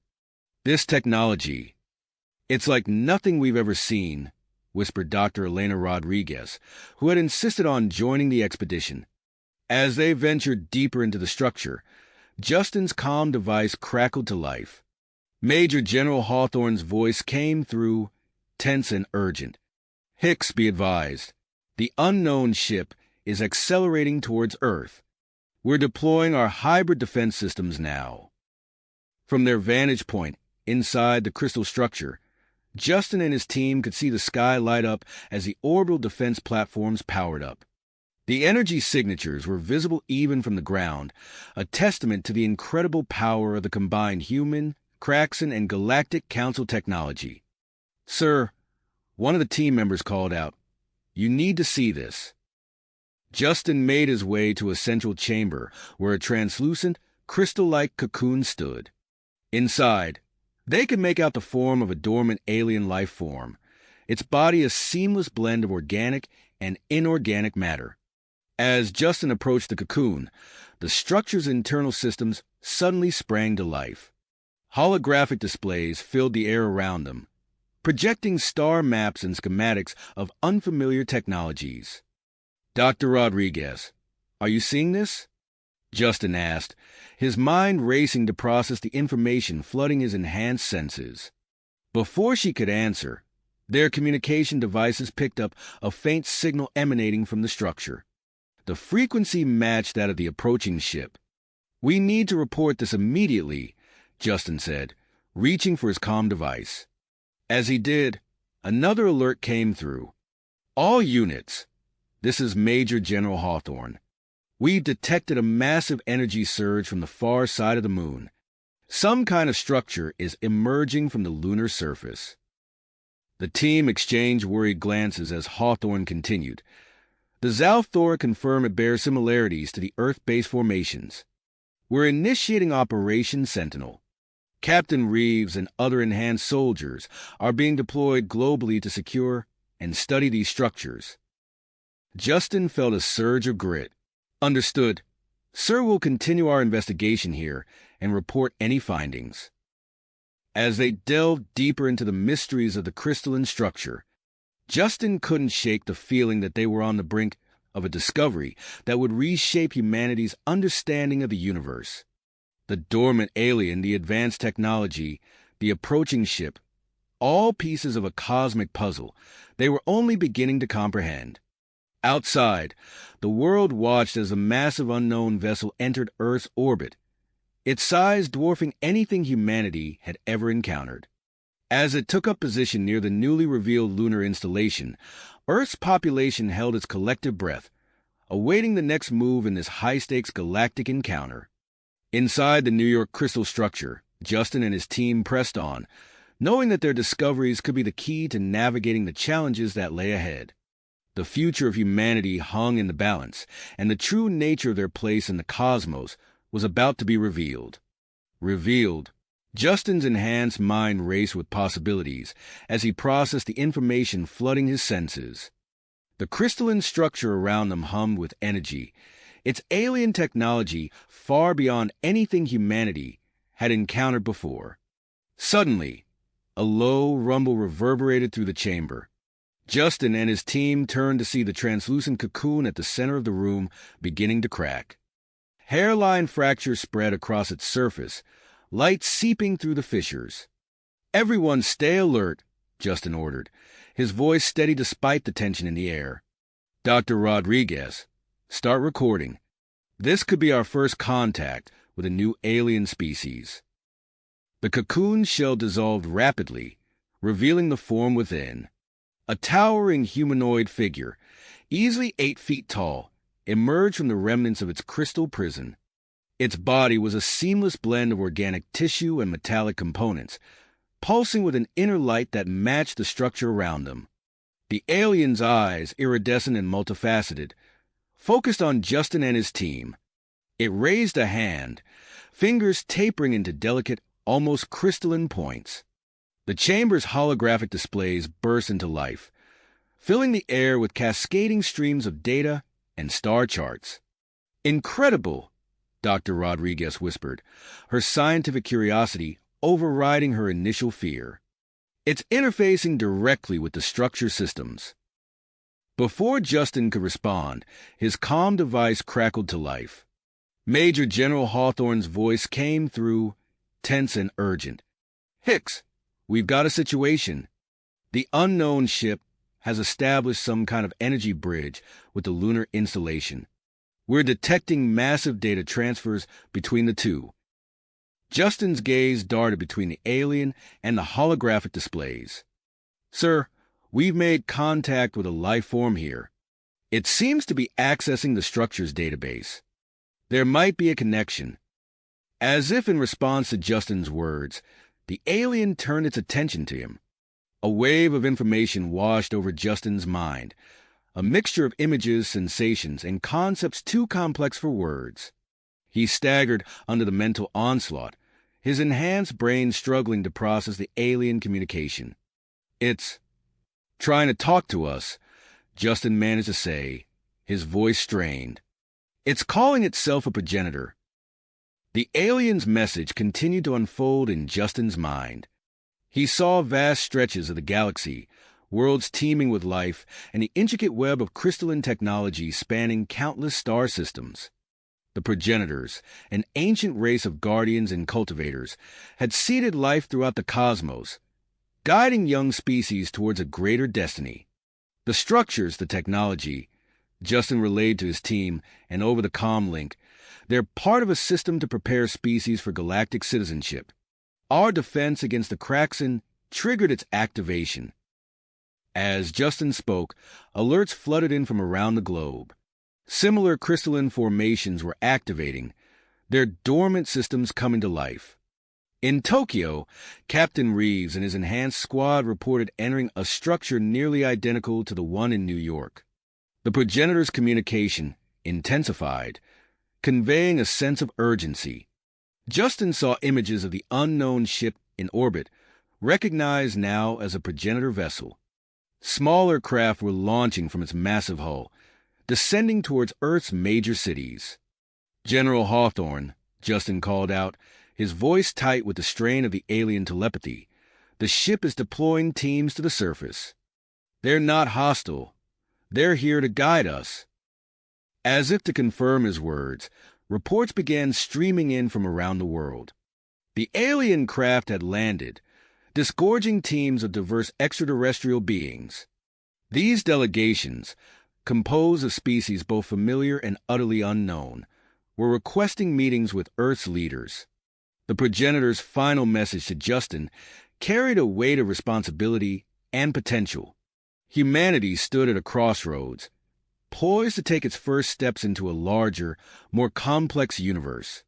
The choice of how to proceed, whether to embrace this new reality or reject it, would shape the fate of their species. As the alien's telepathic link faded, Justin found himself at the center of a rapidly evolving global crisis. The world's governments scrambled to respond to the sudden influx of alien visitors, while the newly formed Earth Defense Coalition mobilized to secure the crystalline structures appearing across the planet. In orbit, the energy bridge between the progenitor ship and the lunar installation pulsed with increasing intensity. The Zalthora delegation, their own advanced technology dwarfed by the ancient systems coming to life around them, offered what assistance they could in interpreting the massive data transfers taking place. On the far side of the moon, EDF astronauts reported the rapid growth of crystalline formations around their outpost. As they evacuated their habitat, the structures continued to expand, creating a vast network connected to the larger lunar installation. Back in the New York structure, Justin and his team watched as the progenitor being moved with fluid grace through the chamber, its every movement causing ripples of response in the surrounding technology. Dr. Rodriguez worked feverishly to document and analyze the overwhelming influx of new data, her scientific training pushed to its limits by the advanced alien science. "We need to establish a more direct line of communication," Justin said, his enhanced mind already formulating strategies. "If we're going to navigate the situation, we need to understand their intentions clearly." As if in response to his thoughts, The progenitor turned its multifaceted gaze upon Justin once more. The being raised both hands, palms facing outward, and the air between them shimmered with holographic energy. A three-dimensional model of the solar system appeared, with Earth at its center, surrounded by a complex network of energy lines and pulsing nodes. Justin's comm device buzzed again, this time with a message from his father, Dr. Thomas Hicks. "Justin, we've made a breakthrough. The cracks in DNA modifications, they're connected to this alien technology somehow. We're seeing similar genetic markers in both." The implications of this revelation raced through Justin's mind. The cracks in invasion, the genetic enhancements, the emergence of the progenitor technology, it was all connected, part of a vast cosmic plan that humanity was only beginning to comprehend. As Justin contemplated this new information, alerts poured in from around the globe. Children born after the cracks in invasion were exhibiting strange abilities, heightened intelligence, an intuitive understanding of the alien technology. The world was changing rapidly, and humanity found itself caught in the currents of a cosmic tide. The progenitor gestured again, and the holographic display zoomed in on Earth. Points of light appeared across the planet's surface, corresponding to the locations of the emerging crystalline structures and the landing sites of the alien delegations. A new chapter in human history was unfolding, and Justin Hicks stood at its epicenter, ready to face whatever challenges lay ahead. As Justin processed the implications of this cosmic revelation, his enhanced senses picked up a commotion outside the crystalline structure. "Sir," one of his team members called out, "you need to see this." Justin made his way to a viewpoint, his eyes widening at the scene unfolding beyond the alien edifice. A group of children no older than 10 had gathered at the perimeter established by the EDF. What caught Justin's attention wasn't their presence, but their actions. One child, a young girl with curly hair, stood with her palm pressed against the crystalline surface. The structure pulsed with light at her touch, responding to her presence in a way it hadn't for any adult. Another boy nearby seemed to be manipulating holographic displays without any visible interface. "Dr. Rodriguez," Justin called out, "are you seeing this?" Elena rushed to his side, her scientific curiosity piqued. "Incredible. It's as if they have an innate understanding of the technology." Before they could discuss further, Justin's comm device buzzed with an incoming transmission from his father, Dr. Thomas Hicks. "Justin, we've made a breakthrough." Thomas's voice crackled through the speaker. "The children born after the cracks in invasion, they're exhibiting extraordinary abilities. Enhanced strength, accelerated healing, and an intuitive grasp of the alien tech. We're seeing a unique genetic structure, a blend of human, Kraxan, and what appears to be progenitor DNA." Justin's mind raced with the implications. "Dad, we're witnessing it firsthand here. The children are interacting with the structure in ways we can't." As they spoke, more reports flooded in from around the globe. Schools and hospitals worldwide were reporting similar phenomena. Children demonstrating abilities far beyond normal human capacity. Dr. Rodriguez, her eyes gleaming with excitement, turned to Justin. "We need to study this on a larger scale. I'm going to establish research centers in major cities. We'll invite families to participate in non-invasive tests. This could be the key to understanding our place in this new galactic paradigm." Justin nodded his agreement, then tensed as his comm device buzzed again. Major General Hawthorne's voice came through, his tone urgent. "Hicks, we're initiating Operation Starchild. It's a classified protocol to protect and nurture these enhanced children. I need your team to coordinate with the EDF units being dispatched to secure key locations." As Justin acknowledged the order, the progenitor being in the chamber stirred. It raised its crystalline hands, causing the holographic displays to shift and morph. A vast database of information materialized before them, advanced theories on genetics, physics, and interstellar travel that made even Justin's enhanced mind real. Sharing knowledge with us, Justin breathed, his fingers moving swiftly to initiate a data download. Outside, the situation was evolving rapidly. Alien delegations had landed in major cities across the globe, setting up temporary embassies.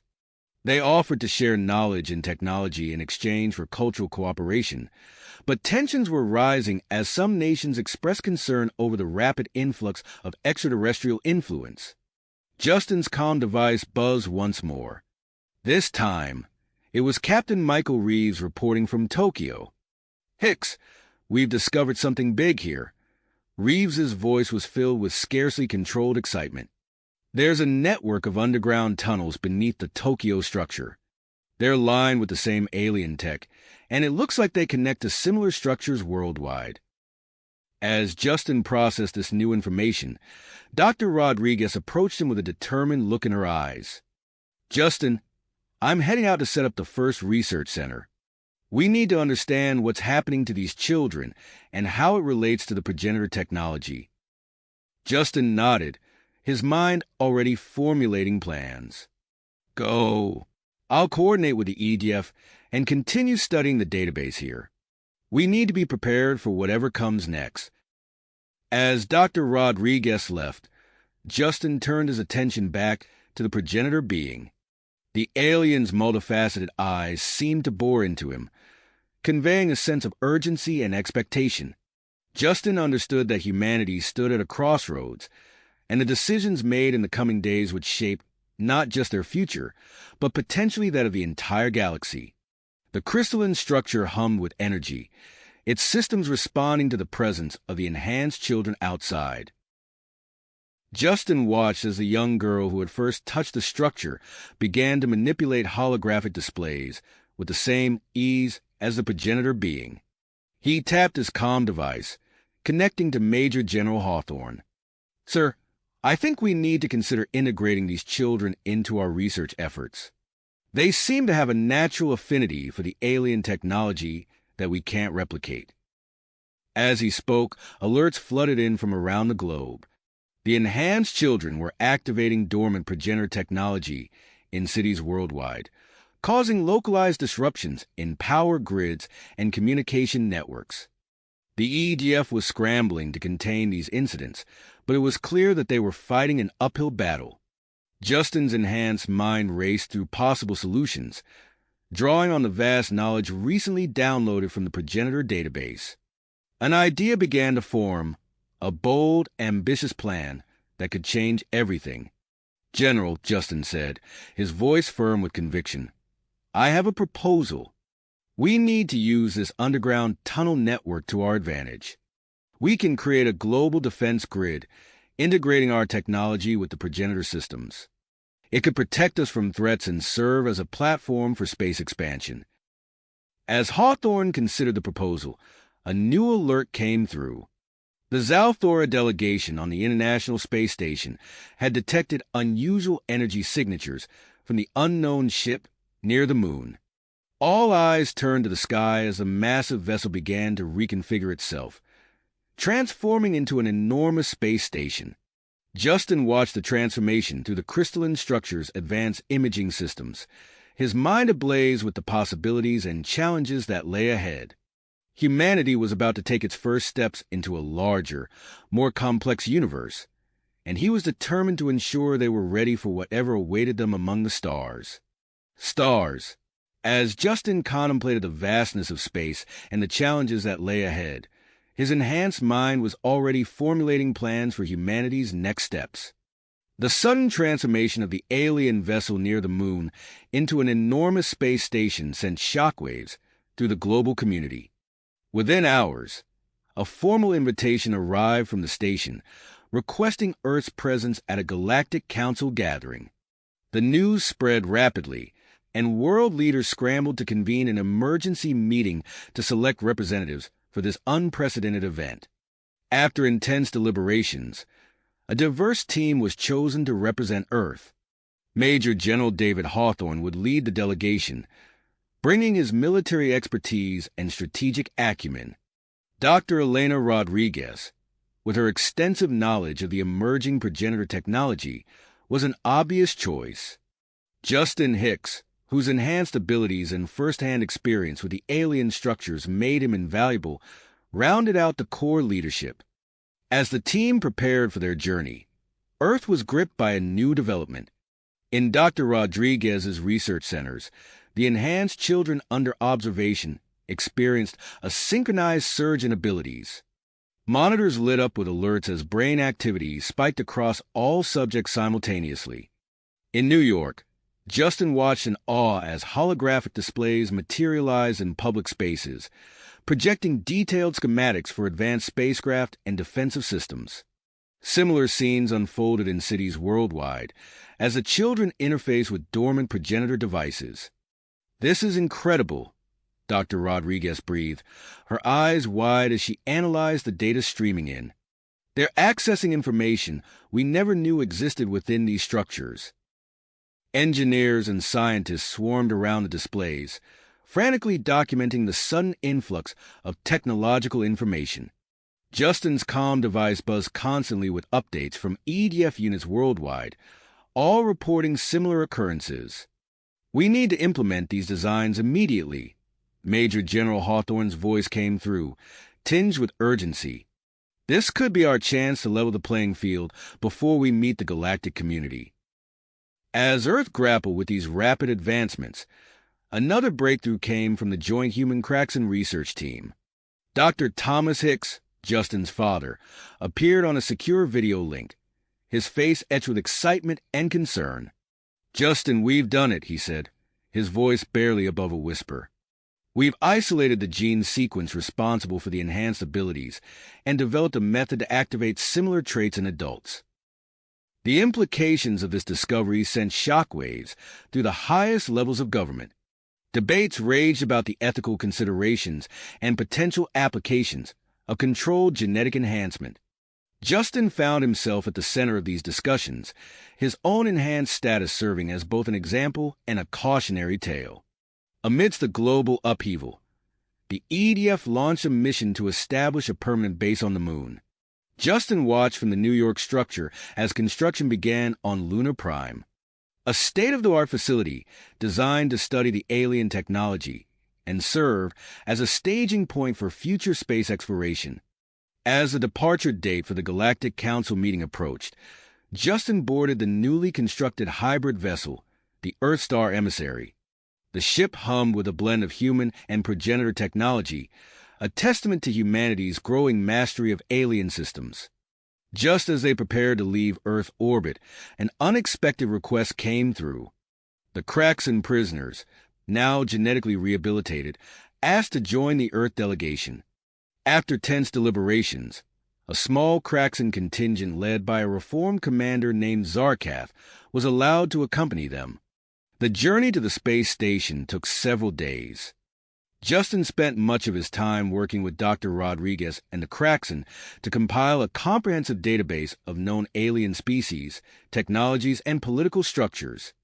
The enormity of the task before them was not lost on anyone aboard the Earthstar Emissary. As they approached the massive space station, the view outside the ship's windows took Justin's breath away. A diverse array of alien vessels surrounded them, each unique in design and likely capability. The docking procedure was smooth, guided by unseen systems that interfaced seamlessly with their hybrid technology. Disembarking from the Earthstar Emissary, Justin and the Earth delegation were greeted by a multi-species welcoming committee. The aliens ranged from vaguely humanoid to utterly foreign in appearance, a vivid reminder of the diversity they were about to encounter. As they were escorted through the station's winding corridors, Justin's enhanced senses picked up snippets of alien languages and a hum of advanced technology unlike anything he had encountered before. The central chamber where the Galactic Council meeting was to take place was vast beyond imagination, filled with hundreds of alien delegates. A hush fell over the assembly as the humans entered, all eyes turning to observe these newcomers to the galactic stage. Justin felt the weight of their collective gaze, a mixture of curiosity, wariness, and in some cases, what appeared to be genuine excitement. Before the formal proceedings could begin, a commotion near the entrance caught Justin's attention. His eyes widened in shock as he saw a group of enhanced human children emerge from hiding, led by a young boy and girl he recognized from the research center. "Alex? Sophia?" he whispered, his mind racing to understand how they had managed to stow away on the Earthstar emissary. The children approached the center of the chamber with purpose. Seemingly unaware of the stir they were causing among the alien delegates. Without warning, they began to interact with the progenitor technology integrated into the station systems. Holographic displays sprang to life around them, showcasing Earth's history, culture, and recent advancements. The impromptu demonstration captured the attention of the entire assembly, alien delegates leaning forward with undisguised interest. Justin exchanged glances with Major General Hawthorne and Dr. Rodriguez, all of them realizing that their carefully prepared introductions had just been rendered obsolete. As the children continued their silent interface with the alien technology, Justin stepped forward, ready to address the Galactic Council and navigate this unexpected turn of events. The fate of humanity's first official interaction with the galactic community now hung in the balance, with the actions of a group of enhanced children potentially shaping the course of Earth's cosmic future. Justin stepped forward, ready to address the Galactic Council, when a sudden surge of energy rippled through the chamber. The holographic displays around Alex and Sophia flickered and expanded, filling the vast space with a dazzling array of light and information. "What's happening?" Major General Hawthorne demanded, his hand instinctively moving to his sidearm. Before Justin could respond, the entire station shuddered. A deep, resonant hum reverberated through the structure, growing in intensity with each passing second. The alien delegates began to murmur anxiously, some backing away from the center of the chamber where Alex and Sophia stood motionless, their eyes closed in deep concentration.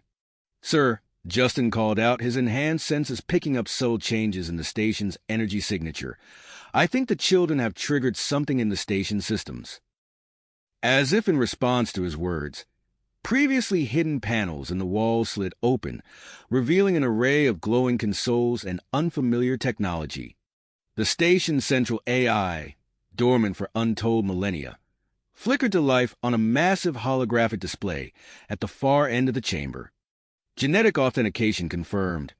The AI announced in a melodious, multi-tone voice that seemed to bypass their ears and resonate directly in their minds. Initiating full system activation. Panic erupted among the alien delegates. Many rushed towards the exits, while others stood transfixed by the unfolding spectacle.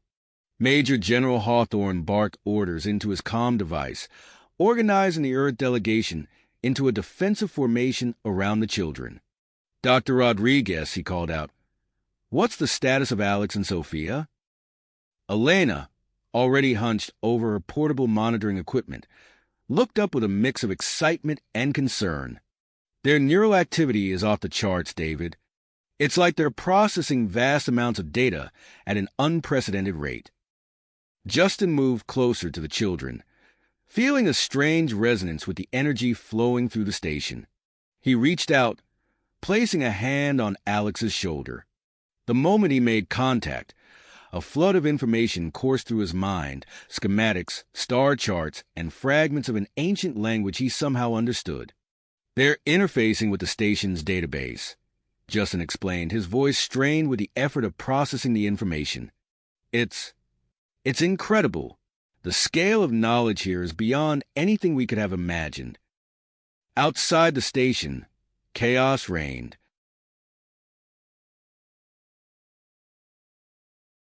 The external structure began to shift and reconfigure, deploying massive energy shields and weapon arrays that dwarfed even the largest alien vessels.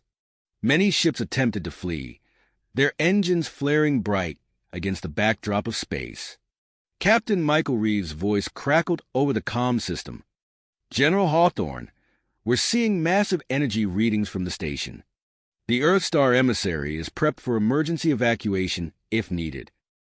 As Hawthorne acknowledged the update, Zarkath, the reformed Kraxan commander, approached with urgency in his steps. "General," he said, his voice low and filled with awe, "I believe I know what's happening here.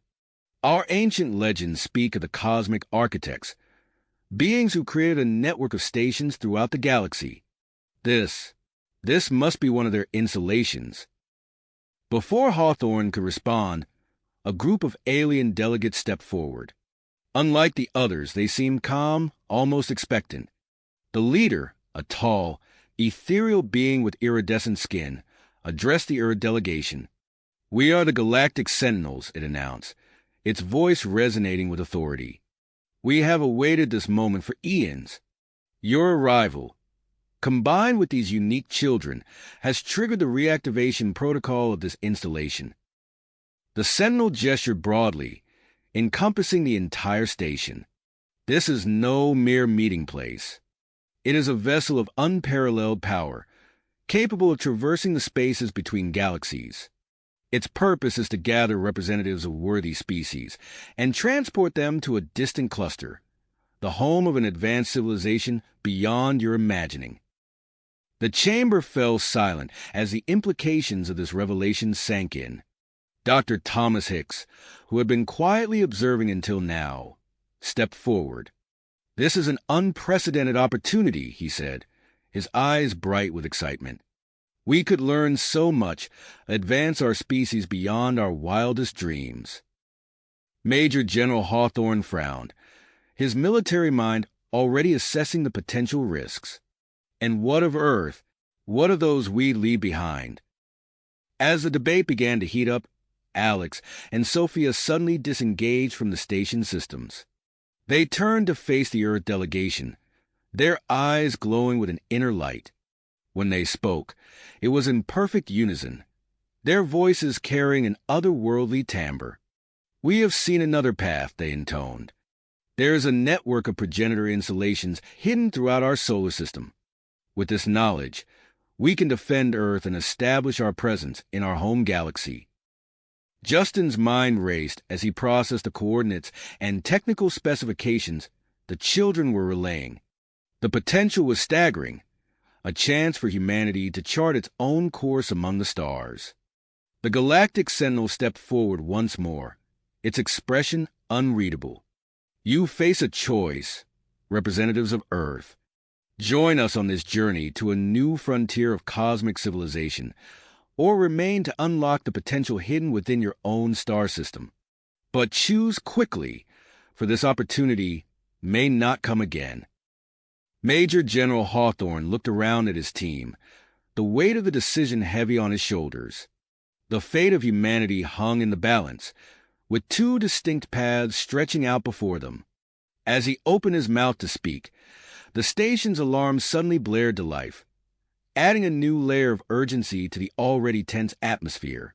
"Situation." The Earth Star emissary's proximity alarms blared, cutting through the tense atmosphere of the council chamber. "What now?" Major General Hawthorne muttered, his hand instinctively moving to his communicator. Before anyone could respond, Alex and Sophia's eyes rolled back in their heads, and they collapsed to the floor. Dr. Elena Rodriguez rushed forward, her medical scanner already in hand. "Their neural activity is off the charts," she exclaimed, her fingers flying over the device. "We need to get them to the medical bay immediately." Hawthorne's military training kicked in. He surveyed the chaos unfolding around them, alien delegates scrambling for exits, the station systems flickering erratically, and made a split-second decision. "We're evacuating now," he barked. "Justin, help Dr. Rodriguez with the children. Everyone else move out." The Earth delegation snapped into action. Justin scooped up Alex while Captain Michael Reeves lifted Sophia. They moved swiftly through the corridors, following Hawthorne's lead. As they rounded a corner, a massive bulkhead slammed shut in front of them. Justin pressed his hand against the alien metal, his enhanced senses probing the unfamiliar circuitry. "The station's going haywire," he reported, his voice strained with concentration. "I can bypass it, but it'll take time." "Time we don't have," Hawthorne growled. He tapped his communicator. "Reeves, what's our status?" "Sir," The Earthstar emissary is prepped for emergency departure, but the docking clamps won't disengage. We're working on a manual override. Justin's fingers danced over the bulkhead's control panel, interfacing with the alien technology. With a groan of protesting metal, the door slid open. Got it. Let's move. They pressed on, dodging panicked aliens and navigating through a labyrinth of corridors. Emergency force fields sprang up unpredictably, forcing them to backtrack and find alternate routes. As they neared the docking bay, a group of reptilian aliens blocked their path, desperation clear in their multifaceted eyes. "You have a ship?" one hissed. "We must leave. Let us join you." Hawthorne stepped forward, his stance firm. "I'm sorry, but we can't dash." The alien lunged, claws extended. In a blur of motion, Justin intercepted, using his enhanced reflexes to sidestep the attack and gently but firmly restrain the creature. "We don't have time for this," he said, releasing the alien. "The station's about to jump. If you have your own ship, I suggest you use it." They pushed past the stunned group and finally reached the Earthstar emissary. Dr. Thomas Hicks and Zarkaf were elbow-deep in an access panel, working feverishly to disengage the docking clamps. "Almost got it," Hicks muttered, sweat beading on his forehead. A tremor ran through the station, nearly knocking them off their feet. Zarkaf's eyes widened. "The engines are powering up. We must hurry." With a final twist of alien circuitry, the clamps released. The team piled into the ship, Reeves already in the pilot's seat, hands flying over the controls. "Strap in," he called out. "This is going to be rough." The Earthstar emissary's engines roared to life, propelling them away from the transforming station. Through the viewports, they watched in awe as the massive structure reconfigured itself, revealing propulsion systems of unimaginable scale. "My God," Hawthorne breathed. "What have we unleashed?" Dr. Rodriguez's voice cut through their stunned silence.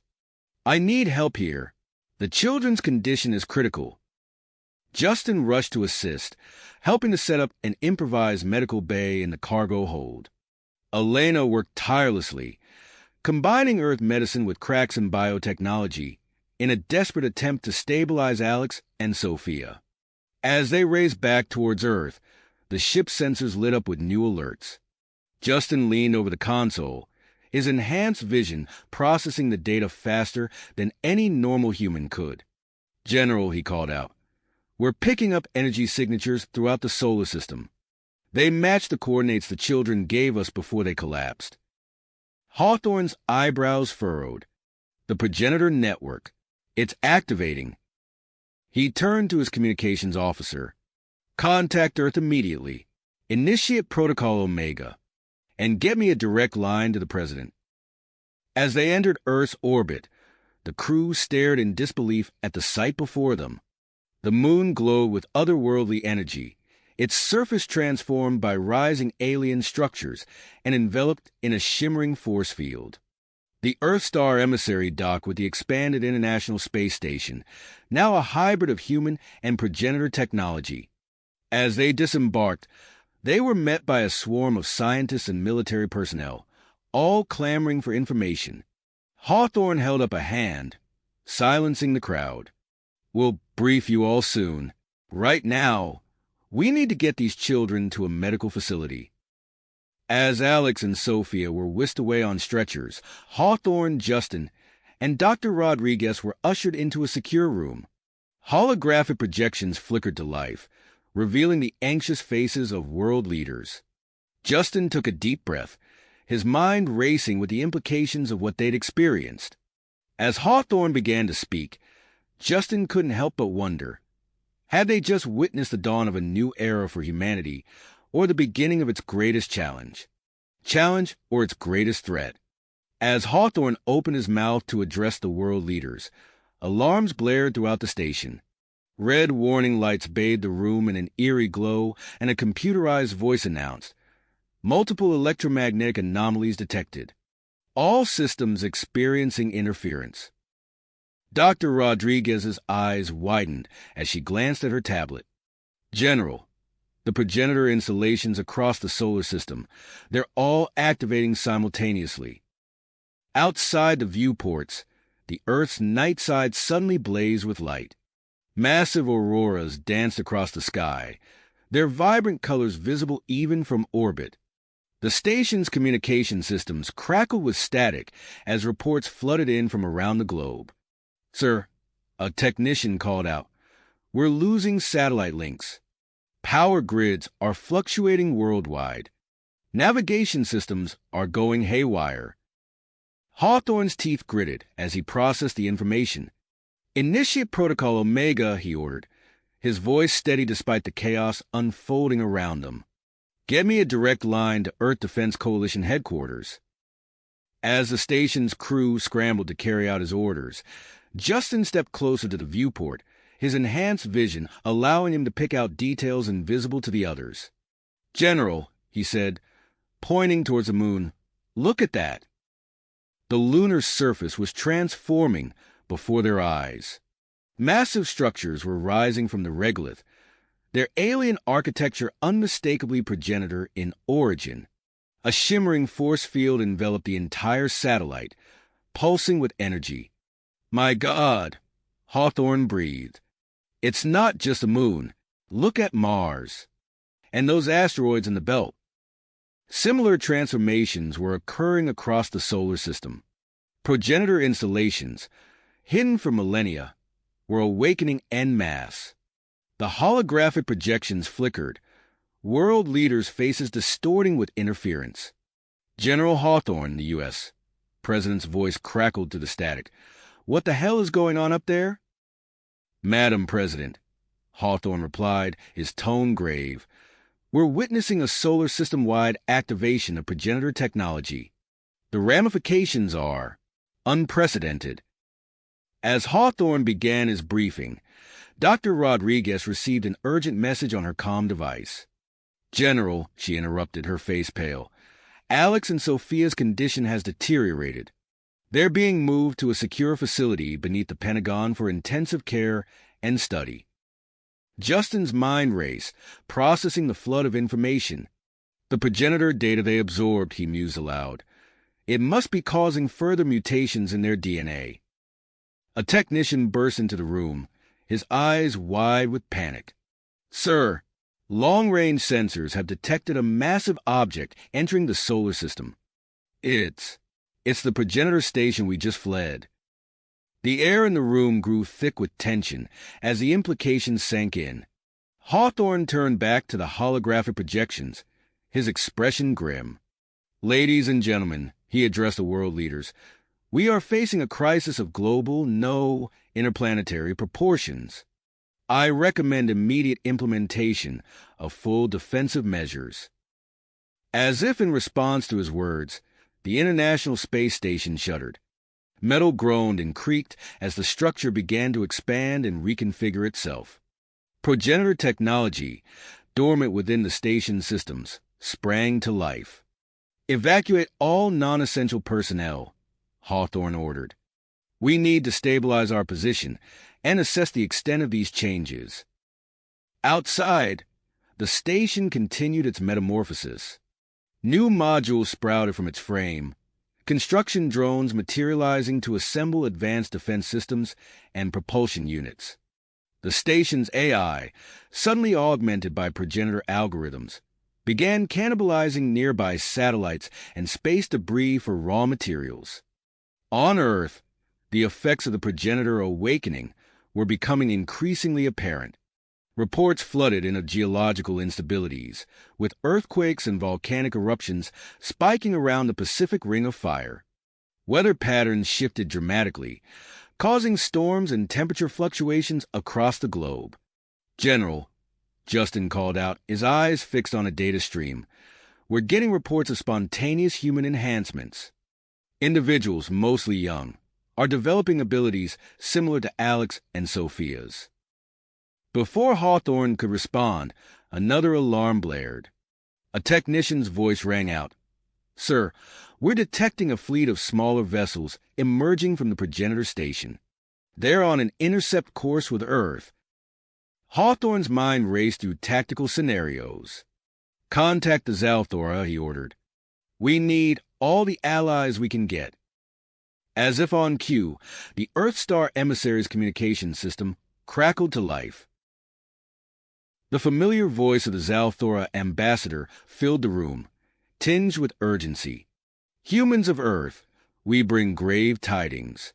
A coalition of hostile species, threatened by your sudden technological leap, is mobilizing for an attack. We offer our aid, but our forces may not arrive in time to prevent the initial assault. Hawthorne's expression hardened. He turned to his communications officer. Relay this to EDF Command. Authorize full activation of all progenitor defense systems. Initiate global draft protocols. We need every able-bodied individual ready for what's coming.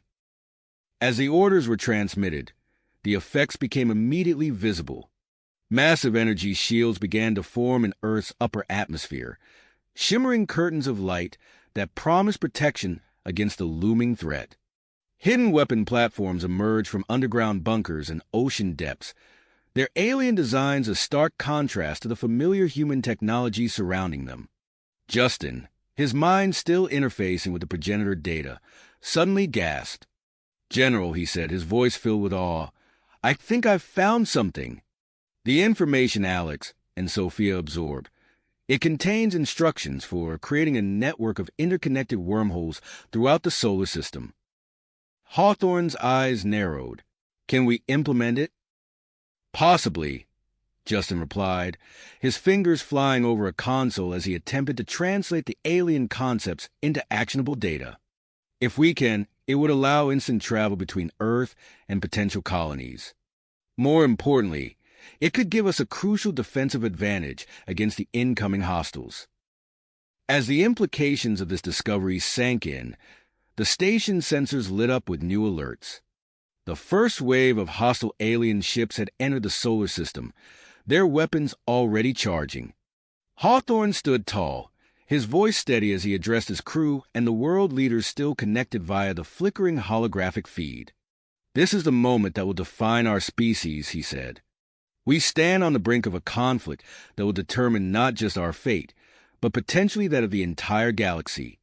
We must harness this progenitor legacy and unite as never before."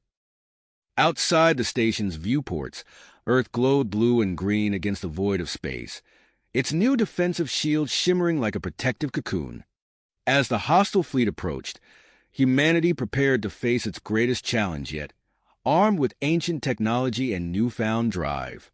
The battle for Earth, and perhaps the future of the galaxy, was about to begin. The station trembled as the first salvo of enemy fire struck Earth's newly formed energy shields. The shields held firm, their iridescent surface rippling like water disturbed by a stone. Hawthorne's eyes narrowed as he watched the tactical display. The hostile fleet's formation was breaking apart, individual ships scattering as they sought weak points in Earth's defenses. "They're probing our capabilities," he muttered. "Coordinate with ground control. I want a synchronized response from all progenitor platforms." As if in answer to his command, hidden weapon emplacements across Earth's surface sprang to life. Beams of coherent energy lanced out from mountain peaks and ocean depths, striking the invading ships with pinpoint accuracy. The EDF fleet, now jam-packed with alien technology, moved to engage the enemy. Aboard the station, Justin's fingers flew over holographic controls as he struggled to make sense of the progenitor wormhole data. "General," he called out, "I think I've almost—" His words were cut short by a priority alert from Earth. Dr. Rodriguez's face appeared on the main screen, her expression a mix of excitement and concern. "Alex and Sophia are awake," she reported. "But something's different." Before anyone could respond, the air in the command center shimmered. Two small figures materialized, their eyes glowing with an otherworldly light. Alex and Sophia stood hand in hand, their presence sending ripples of energy through the station systems. "We understand now," They spoke in unison, their voices overlaid with harmonic frequencies that made the air vibrate. "We can help." Without waiting for a response, the children turned to the station's main control interface. Their hands moved in perfect synchronization, manipulating fields of energy that only they could see. The station shuddered, and outside the viewport, space itself began to twist and fold. "My God!" Hawthorne breathed as he watched miniature wormholes blink into existence throughout the solar system. "They've done it." The tactical display erupted with new data as EDF ships began utilizing the wormhole network. Vessels jumped instantly between different points in the battlefield, striking at the enemy before vanishing again. The invaders' neat formations dissolved into chaos as they struggled to adapt to this new paradigm of warfare. On Earth's surface, the newly empowered humans joined the fray. In cities around the globe, individuals with glowing eyes took control of progenitor defense systems. Energy shields snapped into place around population centers, while advanced weaponry returned fire against the alien aggressors. Hawthorne's comm unit crackled to life. "General," came the gruff voice of Commander Zarkath, "my people stand ready to assist. We've modified a squadron of ships with Kraxan and human tech. Permission to engage?" "Granted," Hawthorne replied without hesitation. "Coordinate with Fleet Command. Your knowledge of enemy tactics could turn the tide."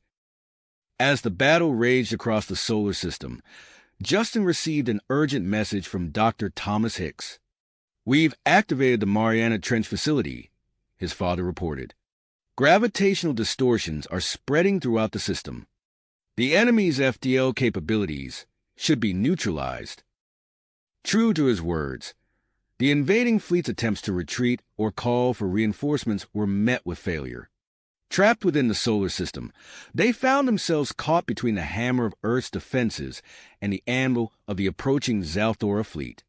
The command center erupted in cheers as the combined forces pushed back the invaders, inflicting heavy losses. But the celebration was short-lived. A massive energy signature lit up the tactical display as the enemy flagship broke through the defensive line, making a desperate push for Earth. Alex and Sophia turned as one, their eyes fixed on the approaching threat. "We can stop it," they said, their voices echoing with power. Their hands moved in intricate patterns, weaving strands of unseen energy. Space warped before the enemy flagship, a massive wormhole yawning open directly in its path. Before the vessel could alter course, it was swallowed by the spatial anomaly, reappearing at the edge of the solar system. With their main force in disarray and their flagship neutralized, the remaining invaders had no choice but to surrender. The battle for Earth was over. As the adrenaline of combat faded, the true magnitude of what had transpired began to sink in. Earth had not only defended itself against a technologically superior force, but had done so using powers beyond anything humanity had previously wielded. Hawthorne turned to Alex and Sophia, who stood calmly amidst the chaos of the command center. "I think," he said slowly, "we have a lot to discuss about our future." The children nodded, their eyes still glowing with the power of the progenitors. "The galaxy is watching," they replied. "Earth's journey among the stars has only just begun." Outside the station's viewport, the first ships of the Galactic Council appeared, their sleek forms sliding out of hyperspace. As envoys from a dozen alien races prepared to board, humanity stood ready to take its place in a much larger universe. You have reached the end of the story. If you enjoyed this story and want to support us, please leave a like and subscribe to our channel, and for every comment that says 88, I will heart every single one of them. Thank you for your time.